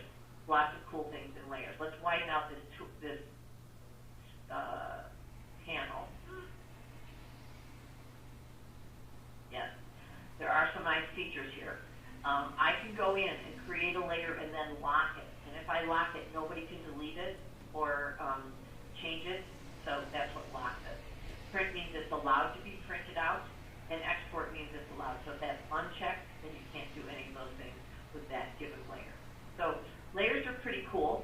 I can go in, let's go and add a layer right now. And I'm going to add it before the GHC return. And I'm going to just call this the subcontractor layer.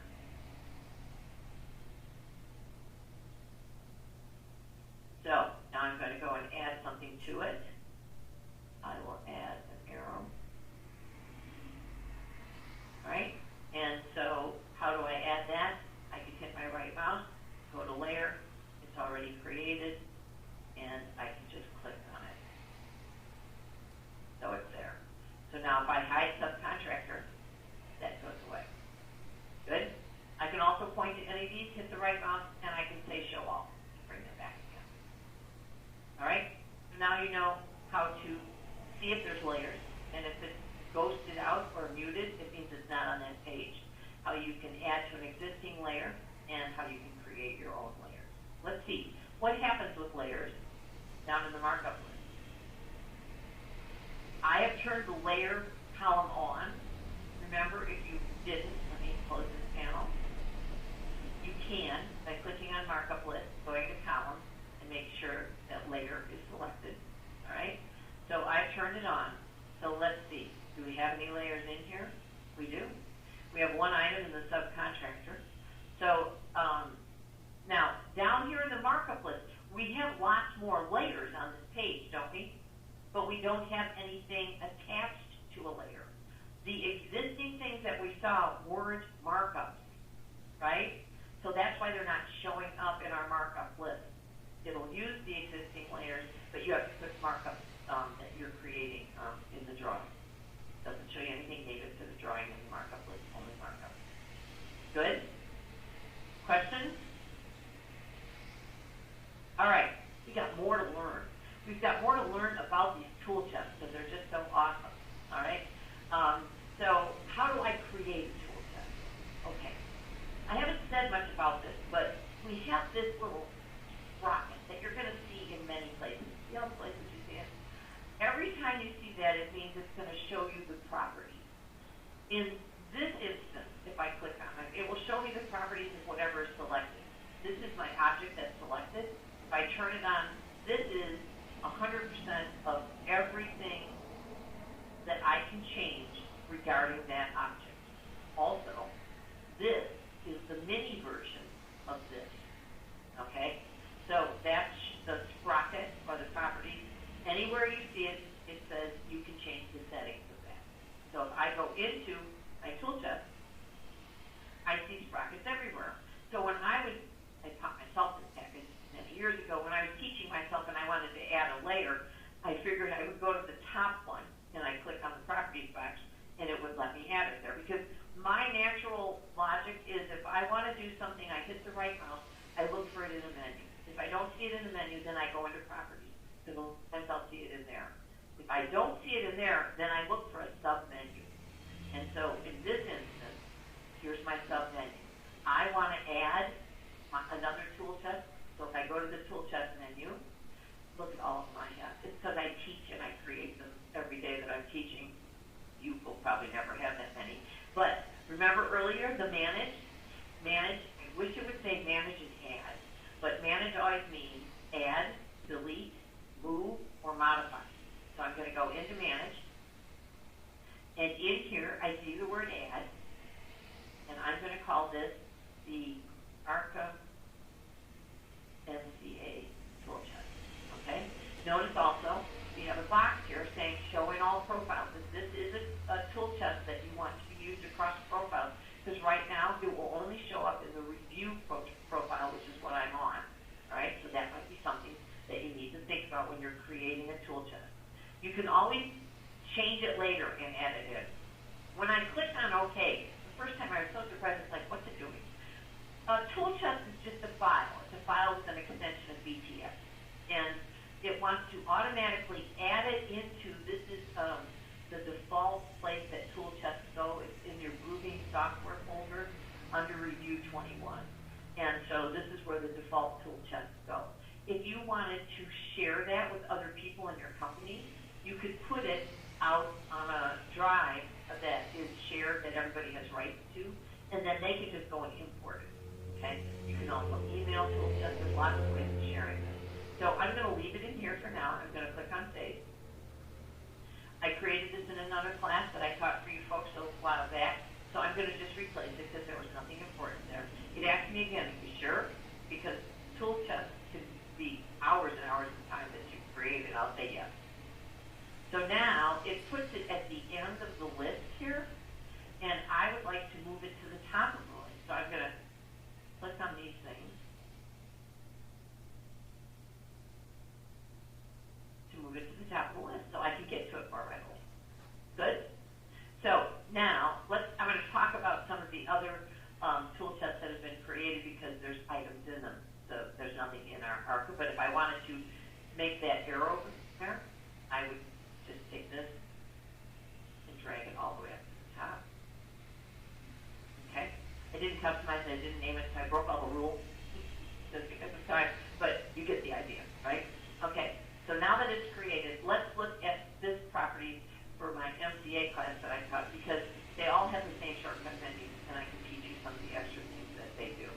So when you look at your tools inside of your tool chest, your markup, it shows you the symbol view, but you can switch over to detail view, which is kind of nice because it shows you the symbol still, but then it gives you more information, doesn't it? So it will give you what the subject is if you gave it a subject, and what if you put any text within it, what the text within it is doing. So that's the difference between symbol and detail. I'll switch back to symbol. I'm not going to do this now, but I'll tell you about it. Sometimes you import tools that don't match the scale of your drawing. And so in here, you can say this tool chest is going to have this scale. So you can scale your tool if you need to. All right? The legend just allows you to have, I do this in the second level class, it allows you to create a legend out of that tool chest. So any of the markups that are used from that tool chest will be attached to a legend which shows you how many times they've been placed, size, and stuff. It's a nice feature. Export. I keep talking about sharing. This is export. If I go to export it, it's going to immediately ask me if I want to save it. And this took me a while to figure out, but here's how it works. When you save inside of Bluebeam, you're only saving documents. You're not saving any of the extra toolbars or tool chests that you've created. So if you've added something to a tool chest, you want to go in here and do a save. So if I did a save now, it would be saving the MCA tool chest, not the ARCA MCA, because that's the one that I'm in. So they're extra. What PIN allows you to do is take that tool chest and attach it to a toolbar so that you don't have to open this lesson panel if you want. So that's kind of a nice feature. But there's more that it can do. Okay? So now we know that we've got this item moved, and I'm going to move it up to ARCA. All right? And is it called move? It is, because see, when I cursor over it, it says move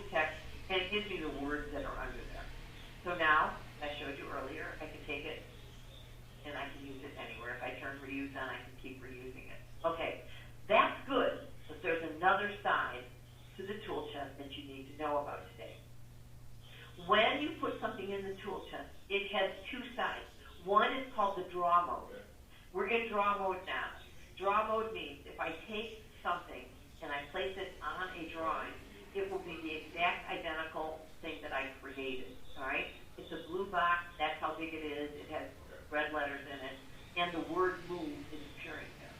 Now, sometimes you want to use that markup, but you want to put different text.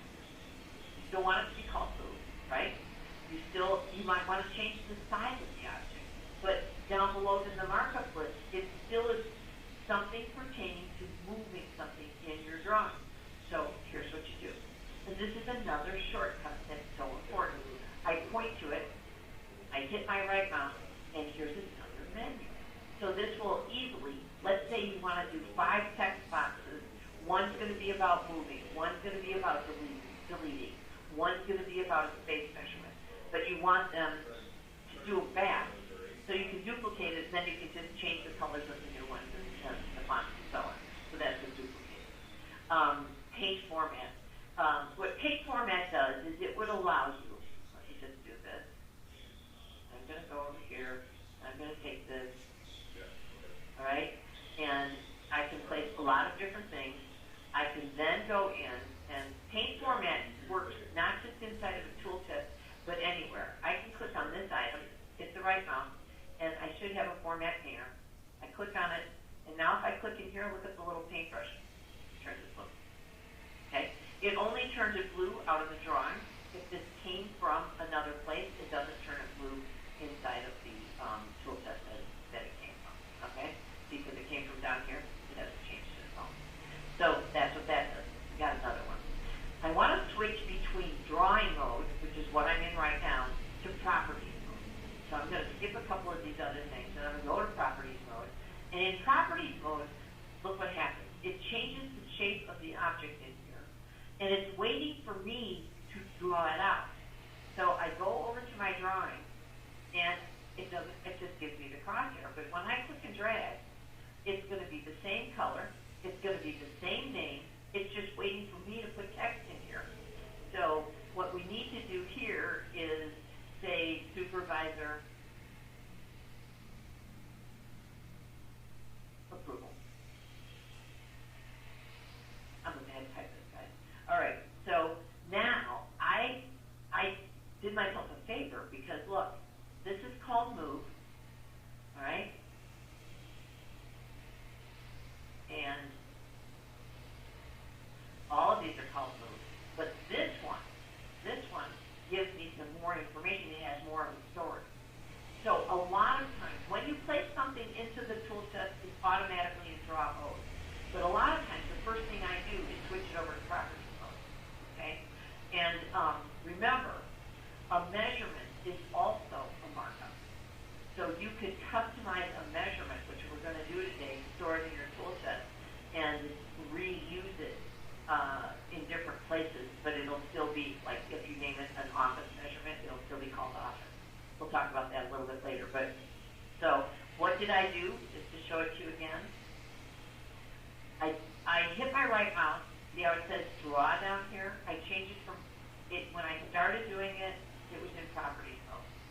Now I could also double click on this and switch. Double click, goes back and forth. This is such a common thing that we use. All right. I can also customize my markup and turn it into a count. All right. So what is a count? Well, in general, if you need to count something, you will want to go in and let me go over to my bookmarks and take me over to my receptacles. We have a tool that is part of the measurement that is called count. Okay, so I just went to Tools, Measure, Count. And in here, it gives me a checkbox, a check mark. And that's called the count. I'm going to hit Escape. If I click on one of them, they're all selected. If I go to the mark list, they're called count. Where are they? There they are. Now, this would be a good one to rename. You'd want to rename it, not count measurement, but you would want to rename it receptacle count. So that's one way of doing a count. And the default for that is that it gives you a check mark. All right? Of course, I can click on have this selected, and I can go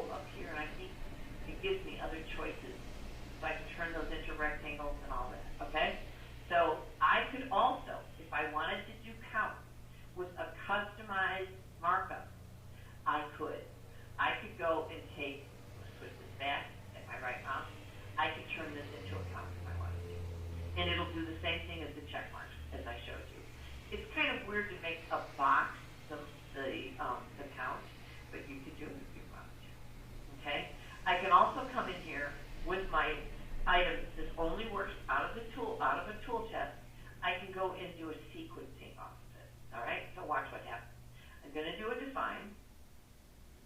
All right. And what happens with sequencing is it's going to let me put a prefix in, and the prefix is going to be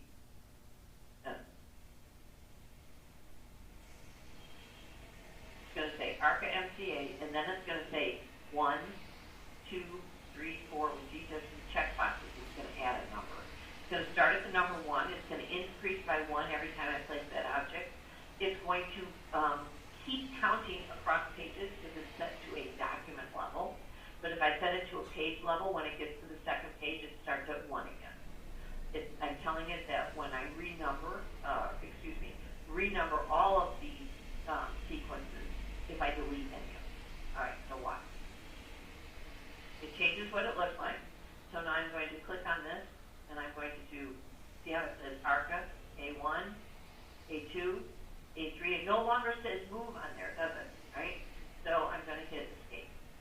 Each one of these are separate markups, unlike the checkboxes that I did here earlier. But if I look down below in the markup list, they're still called move text because that's what I named them. But it gives me all in the comments the sequencing that I did. It's great if you're going to be kind of doing a count and you want it to show on screen at the same time. So that turns it into a count. Any questions on that? If I add a markup from a tool chest to a layer, every time I place it, the new one will be attached to that layer. Okay? Good. So, we have been beating up these tool chests, haven't we? Hold on, I need to look at my handout here to see if I've missed anything. Let's go and look at our PowerPoint slideshow. That's the guiding one. All right. And now you know how to add markup to the tool chest. And then I told you about customizing the properties of the stored markup.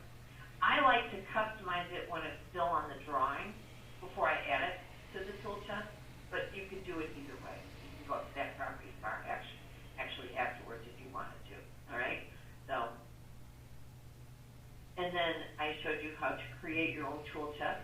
Go to the tool chest menu with the little arrow, and you look for manage. Okay?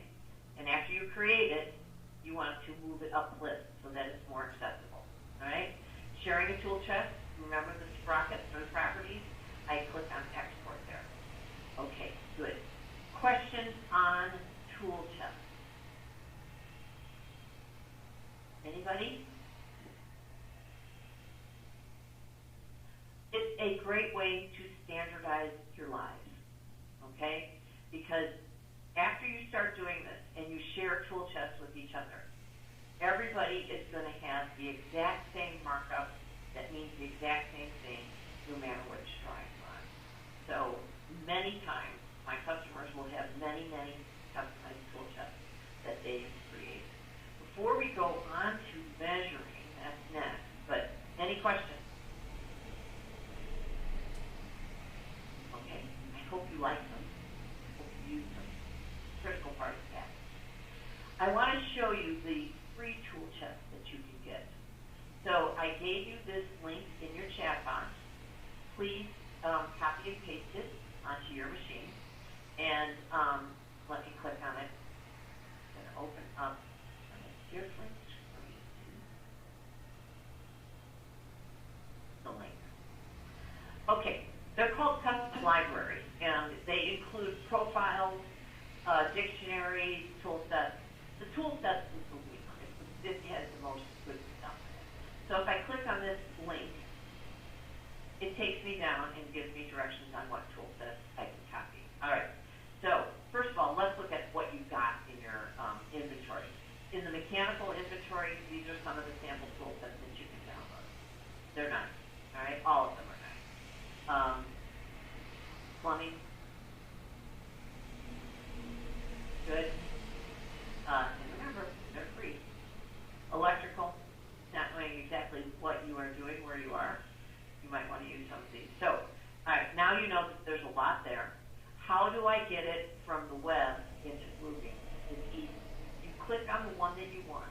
it will then take you to a screen that says download it.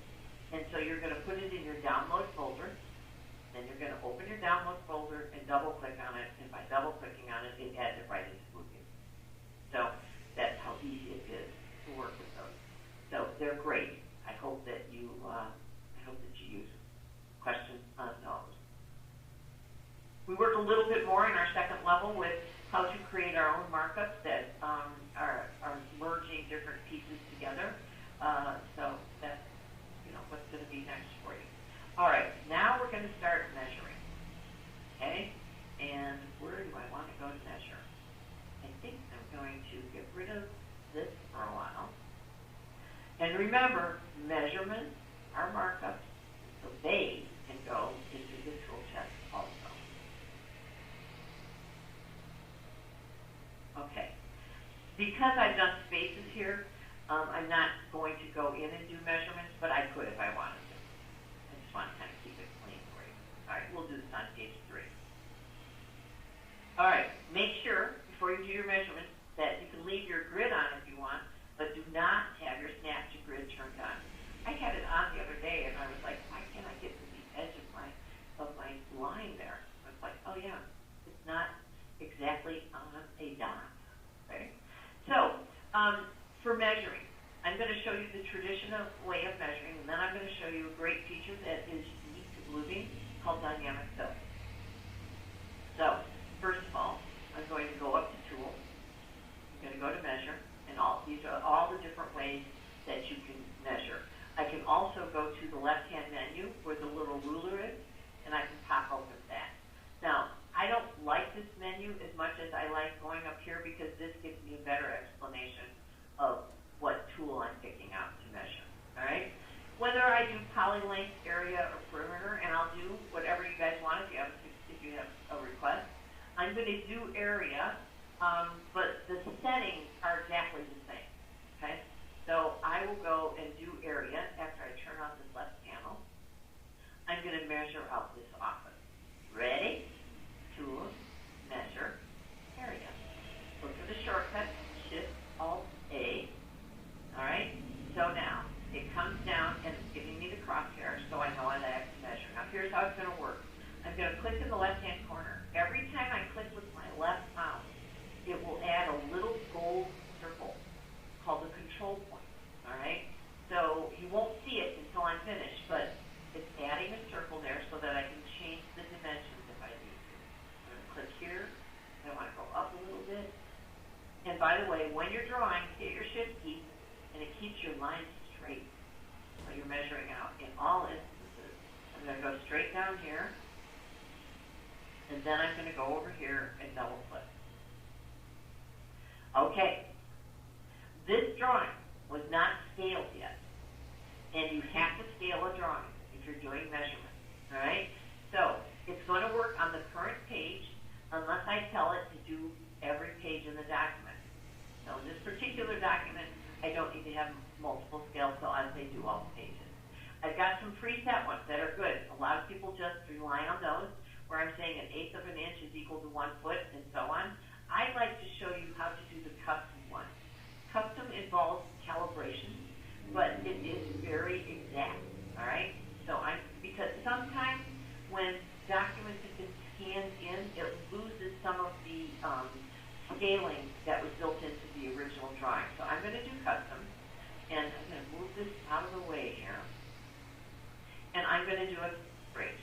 So with calibrate, it tells you to pick 2 points on the drawing that you know the length of. So I'm going to click OK. That's what this little box is saying. And I like to calibrate off of doorways because I know that they're 3 feet. So I'm going to click at the beginning of the doorway. I'm going to hit my Shift key so the line stays straight. And then I'm going to double click when I get to the end of the doorway. It pops up the dialog box again, and in here, I'm going to say, nope, that's 3 feet. And so now I'm going to apply the scale. So I now have a measurement. It keeps my tool alive. I'm going to hit Escape to cancel that. And let's talk about what we've got. I've got a measurement there, but it's not selected right now. I'm going to click on it. Now I know it's selected.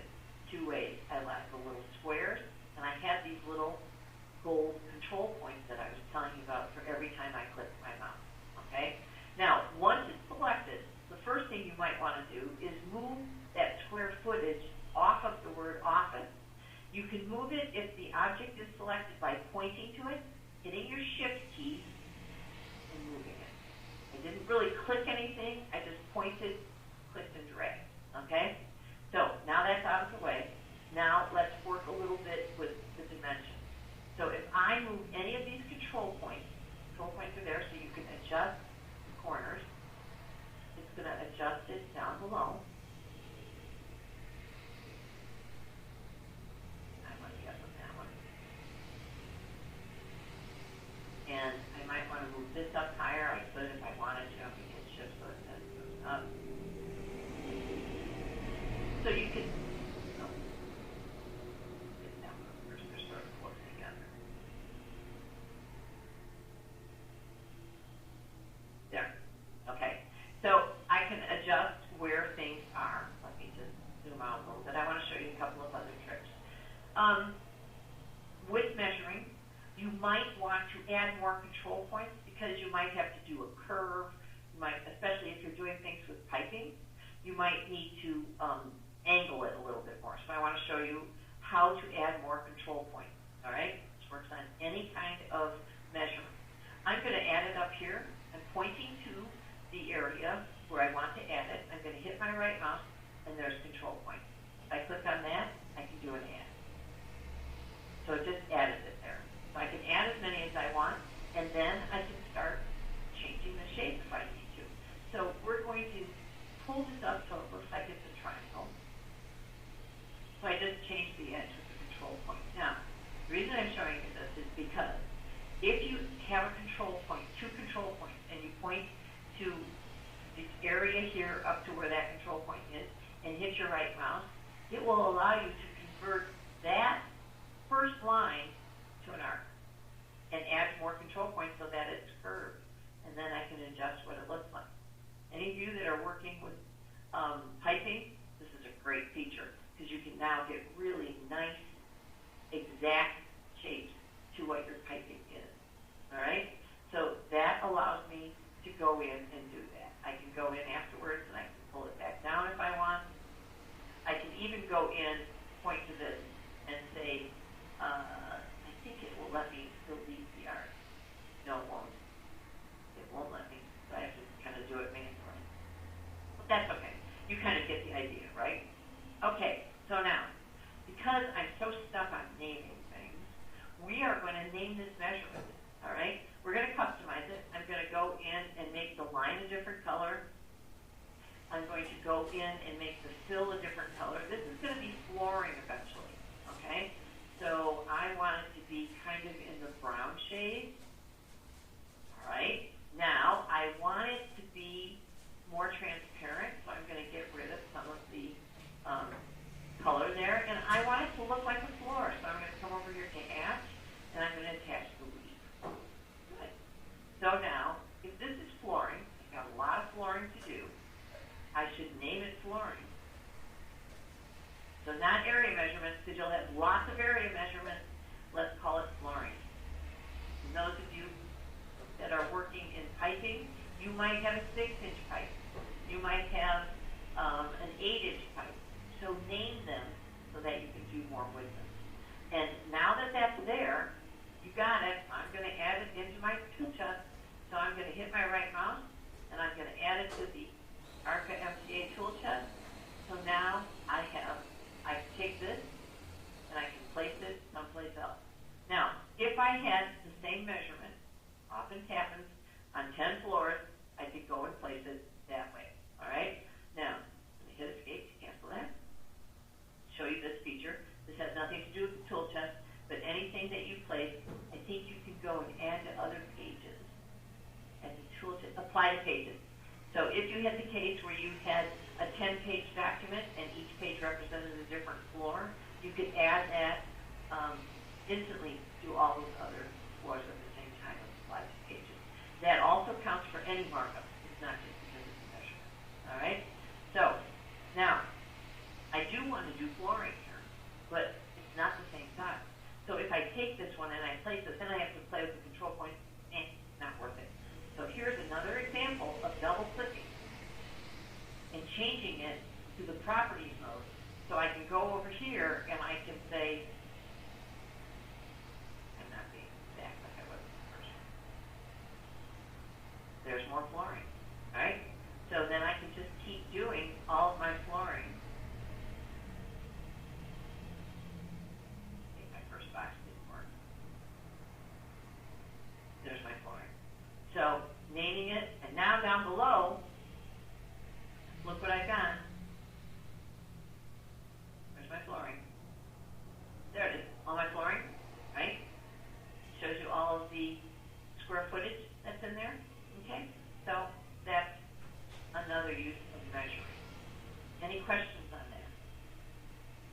How many of you have used Bluebeam to measure? Anyone? I've used it before. And did you know how to add control points, Tom? No. I just did it, and I learned how to calibrate with, to put in the scale. I kind of do the same thing up at doorways as well. Yeah, exactly. And I didn't do this, but normally after you calibrate, you should go and take just a straight line and draw it out to make sure that it matches what it would be the tools measure length, dual length, to confirm that you really did get the right measurement. Okay, so, but kind of cool, and then enhancing it makes it even more useful for you. Okay, so that is one way to measure. Now, another way to measure is with what's called dynamic fill. Let me show it to you. If I go back up to Tools Measure, and I scroll over and I go down to dynamic fill. So I'm not sure if you have this feature in your version, but it's still worth learning, okay? So I'm going to click on dynamic fill, and when I click on it, it adds a toolbar here, which I wish they would have made bright yellow so it stands out a little bit more. But here's what's going to happen. Eventually, I'm going to go in and click on this paint bucket, and I'm going to click into the conference room, and it's going to be like pouring paint into the room.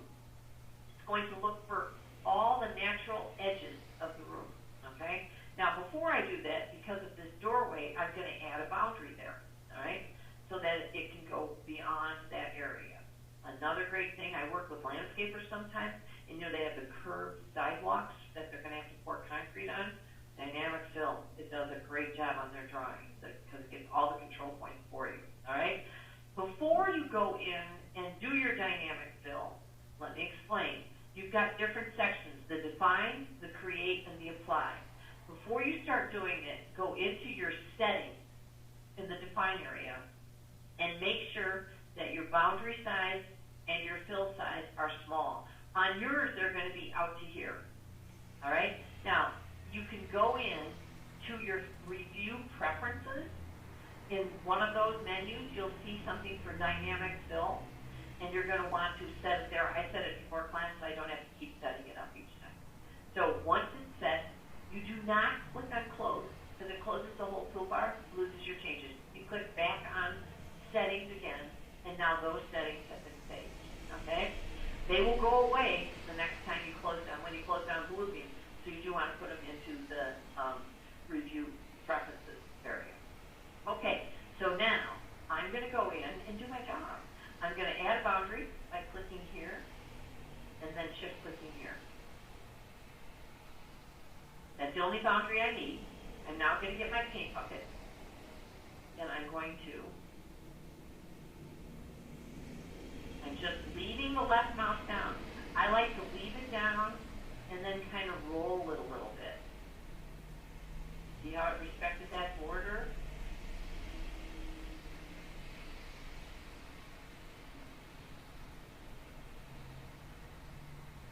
Okay, it has found the edges. This green is going to go away. I'm going to go now into the create area, and I can say, I want you to give me a perimeter, an area. I'm going to stick with my area. I'm going to click on this, and then I'm going to apply it. Look, it created all of the control points for it. Questions on dynamic fill? How do we get dynamic fill if we don't have it? You have to upgrade your product. Okay. If you go to the Bluebeam site, and once again, let me share with you that if you have 40 licenses at your company, you don't need to get 40, because a couple people could do the dynamic fill if you have people that do more measuring, and then whatever they do, they share the results with everyone.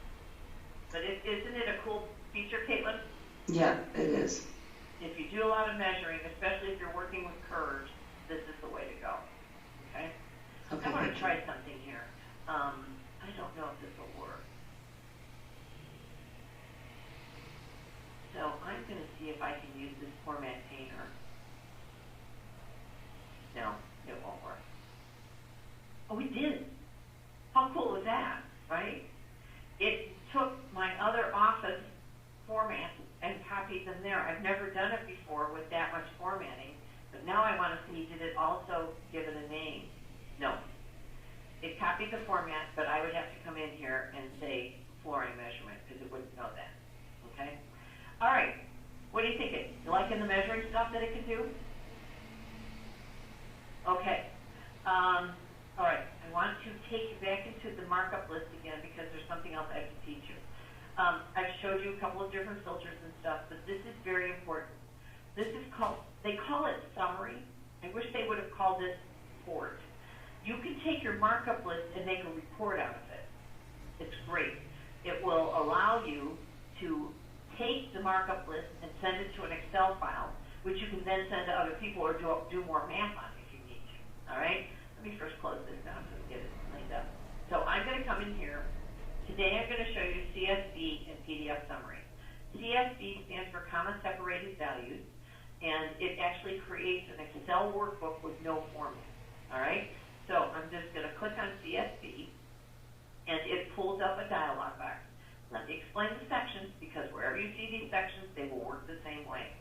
In the top sections, if you wanted to take the markup list from multiple documents, you could add the other documents in. If there were 3 or 4 documents that you were always going to be doing these summary reports on, you could save that configuration, and then the next time, when you added more markups to them, you could just load it up in here, and then it was done, so you didn't have to reinvent the wheel. The second section has columns, filter and sort, and output. What columns does is it lets you pick and choose which columns you want to export to Excel. All right? I'm not going to change any of them. Filter and sort, well, I can go and set filters or sort by any of the columns that are in there, okay? This is another one. If you're going to be making changes to this frequently, save the configuration and then just load it in the future. Output. It's a CSV file, and it's going to put it into that folder. I don't want it in that folder. I want it in the ARC folder, and I thought I had added this in here, but it didn't go. Yeah, it says 213. There's my folder. So I'm going to say select that folder, okay? And I've also got it set to open the file after it creates it. Yeah, they didn't bother Right, to tell me so that they were all when you easy. look at this, you will see lots of different They didn't things bother that to tell me you they can all include or left. exclude. But this is how it will work. But yeah, it's Okay? right there in the corner. Yeah, I saw it. I Give have it a some second. time to look at it. The wheel is turning. Opening Excel. Maybe. And these are all the columns that were in the markup list. All right? So here's an Excel feature. If you click, I need to adjust these columns, right?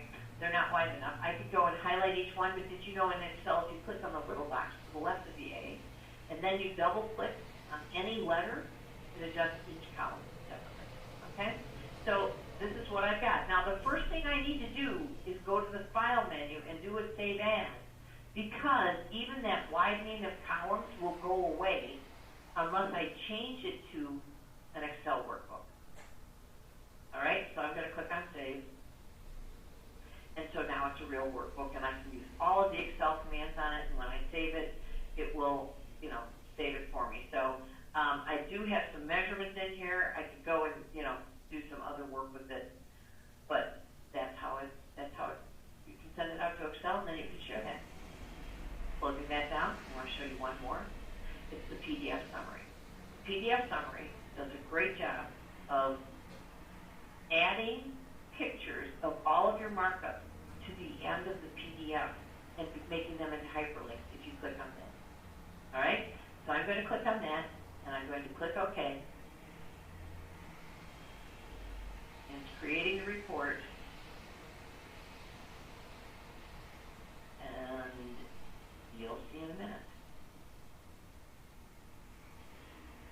Our markup has a few extra pages on it. All right, let me close this down. So it was 6 pages. Now it's got some extra pages because we have a lot of markups in here. Right? So if I go to page 8, they're all hyperlinks. And look, they're great. They show you all of the properties that were included, all of those columns were included in there. So if I click on this right now, it takes me to where that is in the drawing. What do you think? Do you like those summary reports? And you also have the print one, which doesn't do a whole bunch. It just sends it off to the printer. It gives you the same options that I showed you earlier. Reaction? You like it? Applause? That's your... Yeah. Okay. Yeah, it's cool. It's cool. cool. Yeah, a lot of times you want to share these things, right? Okay, let's see how we're doing. I'm going back over to PowerPoint. I showed you calibration. I explained what control points were. We did that cool dynamic fill. And then I said, put it in the tool chest because you'll be able to use it. Now we're going to show you how to go in and let Bluebeam count your items for you. All right? So here we go. So I did a count of these by manually going in. Just as an aside, if I needed to resume the count, I could. I click on it, I hit the right amount, there's the resume. So I can do that, so just so you know. I'm actually going to delete these because I'm going to do it a different way. Okay? How can I do the count faster? I can let Bluebeam do it. I'm going to go over here to the magnifying glass, which is called search, and I'm going to click on it. All right. Now, there's two kinds of searches you can do. You can do a text search, and if you have a vector drawing, it will work. It will go in and find eye wash heater for you if you know that it's in there someplace. If you have that scanned document, it won't find it because it's really just an image of the word eye wash heater. So you would maybe do this. This is going to be cool.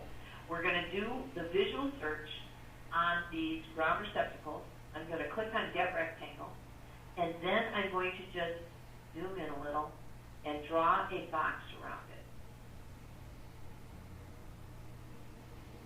It shows me what that is, okay? And I can redraw it if I don't like it. I do that many times. It wants to do it just on the current page, but here are your choices. It could be the whole document, anything that's open, anything in recent, or anything in a folder, all right? I'm going to leave it on just the current page. And sensitivity, if you have two objects that you're trying to do a visual search on that are very similar, up the sensitivity, because it'll make sure that it just picks the one that you have selected. And then it will also search for fine detail if you tell it to, and it will automatically search for rotated items. You have to search multiple rotations, so if they're turning sideways, it'll still find it for you, okay? I'm going to close my options down because then I need some space for my results. And now when I click on search, everybody watch this area of the screen because it's going to do an internal scan of that page. And by the way, the visual search, I told you the 2 or 3 things that are not part of your Bluebeam package possibly, but the visual search should be. Okay, it found them all. I happen to know that there are 24 receptacles on this page. And look, each one of these is a hyperlink. So if you had to do a count, you would already know there were 24 of them, all right? Now, the thing is, when you're doing your count, you should turn that count into a markup. They're not markups yet, because if it's down in the markup list, you can do more with it, all right?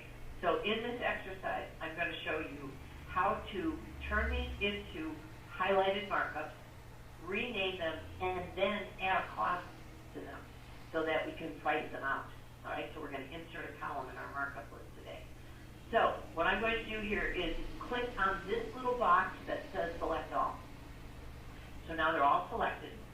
And then I'm going to go to the lightning bolt, and I'm going to tell it that I want it to highlight them all. But if I did the apply count, you know how I was telling you you could make count one of the tools in your tool chest? I did it with one of my earlier classes. You see that yellow box? I could use any of those as markup items too. I'm going to use highlight text. So it found all of them, and it adds markup. Now, that means it's now in the markup list, and it's called highlight. Now, these 2 highlights are different than the other highlights. Remember, I was just using those as something to show you. These, and I didn't name them, so of course I can't tell which, right? These are different highlights.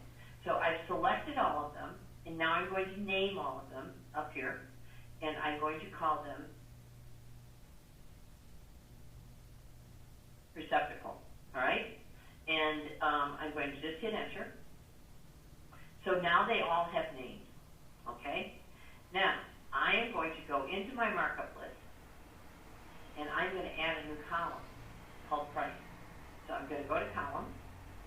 I'm going to find that manage way at the bottom, manage column. And they don't have a plus sign in this dialog box. They have an extra tab called custom column. I'm going to go in there, and I'm going to add a column, and I'm going to name it price. Now, when you create a column to identify what's going to be stored in it, we're going to store a number in it today.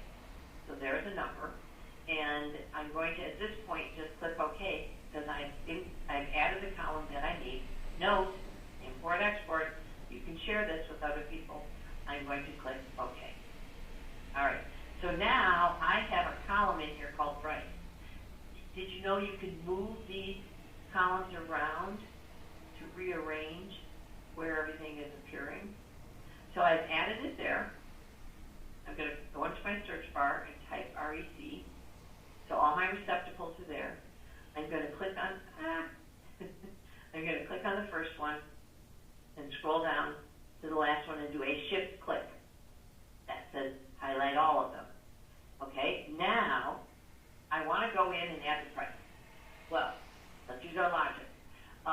If I hit my right mouse, can I add the price? I don't see anything that says price there. Do you? But I do see something that says property. So I'm going to go into properties and see if it's there. And our markup list is hogging all the space, so I'm going to shrink it over here. I moved it to the side so I can see this panel. Whenever you add a column, it will appear towards the bottom of the properties for whatever is selected, and in here I can add a price. So I'm going to say that it's $54.22 for each one. When I hit enter, it populates each one, and it gives me the total price. We take this idea of pricing things to the next level when we do our level 2 class, which I hope you can join us for. But that adds a price. What do you think? Something you can use? Say that loud. Yeah, that's good. It's not real hard. Yeah. So just to give you a quick review on that, because I did a couple of things. Is that okay with you? I'm going to take an extra minute on this to make sure that we've got it right. Okay? So starting from the beginning, we did a search. Let me unselect these. We did a search, right? We got to the page, and then we did a get rectangle, squared it all out, and then clicked on search. It found all of them, okay? And then I clicked on this box that said check them all, and I clicked on this that said go in and highlight them. So then they got all the highlights. So then I went to the markup list and found them. Oh, it's over here. And I had to go in and select them all, right? And I named them, right? And then after they were named, I went into the menu for markup list, went to column, went down here. This is in your handouts, but I like to review the things that are multifaceted. And under manage columns, I did a custom column. I clicked on add. Right now, I'll go and look at it with you. And I'm going to, the pencil, edit it. I told it was a number. I clicked OK. In here, just so you know, you can do formulas. So in our next class, we do flooring, but we identify whether it is hardwood or tile, and we price that out. And so then we do a formula that says take the material that I used and multiply it times the measurement, and it gives you what the price per room is. So this is pretty cool stuff, right? Okay, so that's what we did there. Now there's one thing we're missing, guys. My favorite thing. This needs to go into your tool chest because you might have missed a receptacle, right? So I'm going to add it to the tool chest we created today. So if I missed a receptacle, I can just go in and, it looks weird, doesn't it? Because over here it's green. So that's it. I can go and add it anyplace else, and it'll increase the count down below. It'll increase the price and everything. Cool? So that's more and more about the markup list and what you can do with it. Let's go check our PowerPoint slideshow. We found them. We performed the search. We turned them into markup. We named those markups. Now we're at the end of the class. We have to talk about managing Bluebeam files. All right? Any questions on what I just covered? 2 hours is a long time to be learning. I bet you guys are getting tired, aren't you? Okay, so let's continue forward. Let me turn a few things off, and let me just see here. Okay, I'm not going to do this in the same order as my PowerPoint slideshow, but I want to show you that if you put a markup in place, somebody could go in and open that file, or you, and inadvertently move it. All right, we've got our undo. But there's something you can do to keep it from ever being moved. And you can do it to one, you can do it to all, you can do it to some. So I'm going to go in here and get my pointer, and I'm going to draw a box around these, so they're all selected. I'm going to position on one of them and hit my right mouse, and I'm going to lock them. So if I lock them, there's still markups. If I go down below, you'll still see receptacle. But see, I can't move them, and I can't make any properties changes on them. Now, anybody who has markups and has Bluebeam, they can go in and unlock them, all right? You can do it on an individual level, or you can go to the document level, and you can do a lock there. Never find it. Hello, overlay, OCR. Maybe I can't, maybe I have to go select it. Does anybody see it? I don't see it. So I must have to go and select them all. And I can do that very easily by clicking once at the top of the markup list and then shift clicking on the bottom of the markup list, and then I can tell it to lock it there. Okay? So that's what locking is. You can also go in, instead of locking, I'm going to unlock these, highlight, hit my right mouse, and do an unlock by unchecking it. You can also flatten markups, all right? So if I flatten these markups, so they're flattened. They're not markups anymore. They retain their yellow color, but I can click till the cows come home. Those are not markups, all right? They're no longer in the markup list, all right? So that's flattening, and it's good if you're sending this document to someone else and you don't want them to monkey with anything that you put in place, right? So that's what flatten does. Flatten, I know you can use for the whole document, and I want to talk to you about it. So here's flatten. With them. Notice there's an unflatten. Right? So if I click on flatten, it takes me to a similar dialog box that we had in the markup list. I can pick which types of things I want flattened, and I can leave this checked for allow markup recovery. In other words, unflatten. So if you have to email a drawing to someone, usually we don't email any longer. We kind of put it out in the cloud. If you have to email that, they can go in and allow markup recovery. It's not a bad idea to do because, you know, these markups take up a lot of space. They expand the file, the size of the file. If you flatten them, it gets real small because you're really just looking at the native drawing. And then the other person can unflatten them after they did it in their place. If you don't have this checked, the other person will receive it and they will not be able to make any changes to it. I always tell people if you're going to do a flattened version, do a file save as first and do a -F for flatten. So keep 2 versions of the file. Okay? So I'm going to do a cancel there because that's what flatten does. Question on flattening parts of your drawing. We also in the document menu have something called security. I want to just take you in there. And in the security, everything is allowed unless you go in and change the permission. So it's called an optimistic setting. Notice the top, do this for multiple.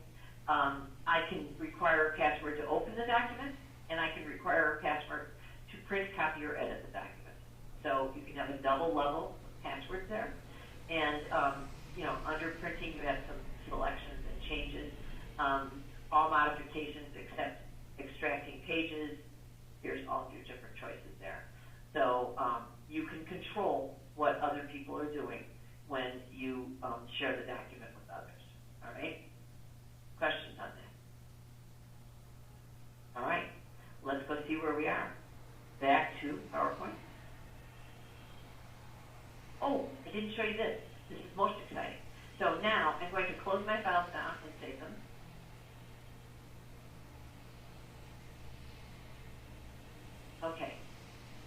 the last part of the class, I'm going to show you how to compare two documents. We've already showed you one way with the split screen. So this is going to, I'm going to go in and I'm going to say, here is my original document, all right? And I had gone in and did a save without the vending machine this morning. Yeah, you know what, I'll just go and do it again. We're going to go in here on page 1, and I'm going to do an edit, PDF content, and do an erase. This time I'm going to get rid of these two tables and the refrigerator. Good. I'm going to go full page when I save it. I don't have to do that. I'm going to be comparing in a full page mode. I'm going to do a save as. And I'm going to go to, if I can find 213 over here. It's harder than you think, right? There it is. I'm going to call this version 2, or Rev 2. Better. Okay, so now I'll go back and open up the original. So now I have two documents that one, if I go to page 1, has the table. One, if I go to page 1, does not have the table. Okay? So now, under Documents, I'm going to go in and do both of these. I'm going to start with Overlay. So if I click on Overlay, here's what it does. It creates a layer of the whole document, that page, and it colors it red. So it makes a red layer of all of the lines on that drawing. I'm going to add in my other open file, and it colors the second document green. So this document is the original, and in the original we had those tables, didn't we? So there's nothing there in the second version, so they come up green because it's an empty space. I will now click OK. It's going to create an extra document called Overlay. And so if I zoom in, I can see the changes.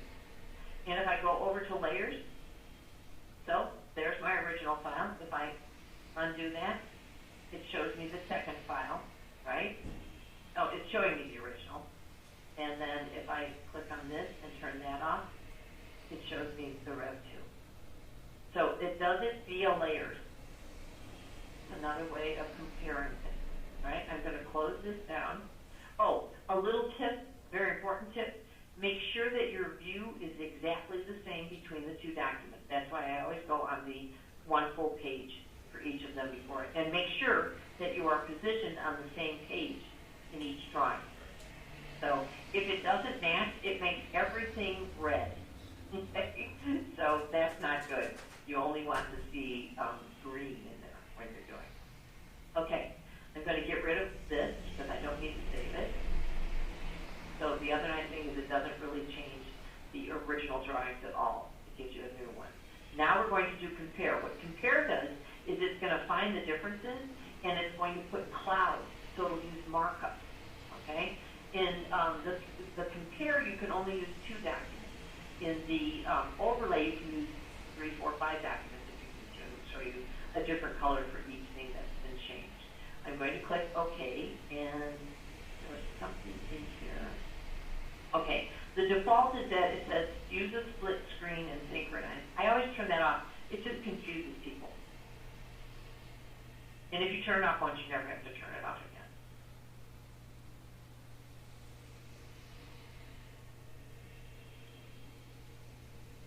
Okay, it worked. So we have a new document. That's called this. And this is one markup, because I did it all at once, and this is another markup. And if I go down to my markup list, there they are. They're called different. And then let me adjust the height of this. And there's that one. So we, of course, we change the names of them quickly. Okay, good. So that's how you can compare 2 different documents. You guys, there's so many ways to compare documents. In my level 2 class, I teach you this. It's called steps. And it's like comparing documents on steroids because let's say you have two 20-page documents, or 3 or 4, it takes them and takes each page and lays it on top of each other. So you can compare page by page in a very large document. So and that's one really important thing. If you had markups in the Rev 1 version and you didn't put them in the Rev 2 version, it will move them up to the Rev 2 version for you. So it incorporates markups from previous versions, merging them together. Tracking your markups is its own nightmare sometimes, isn't it? So it kind of simplifies that for you. Okay? Question before we end? Let's go see if we did it right. There's my compare file. Showed you overlay and compare. I told you about flattening. I told you about security. Oh, right at the end. I hope that you can join us on February 26th from 8 to 11 a.m. your time for Bluebeam Level 2. If you have any questions in the meantime, please go in and copy my email down and send me a note. If it's a quick answer, I'll be happy to share it with you, okay? I just want to say thank you, and I hope you have a good rest of the week. Enjoy the weekend. Stay safe. Thank you. Thank you, Jamie. Thank you so much. Thank you. Thank you. Thank you.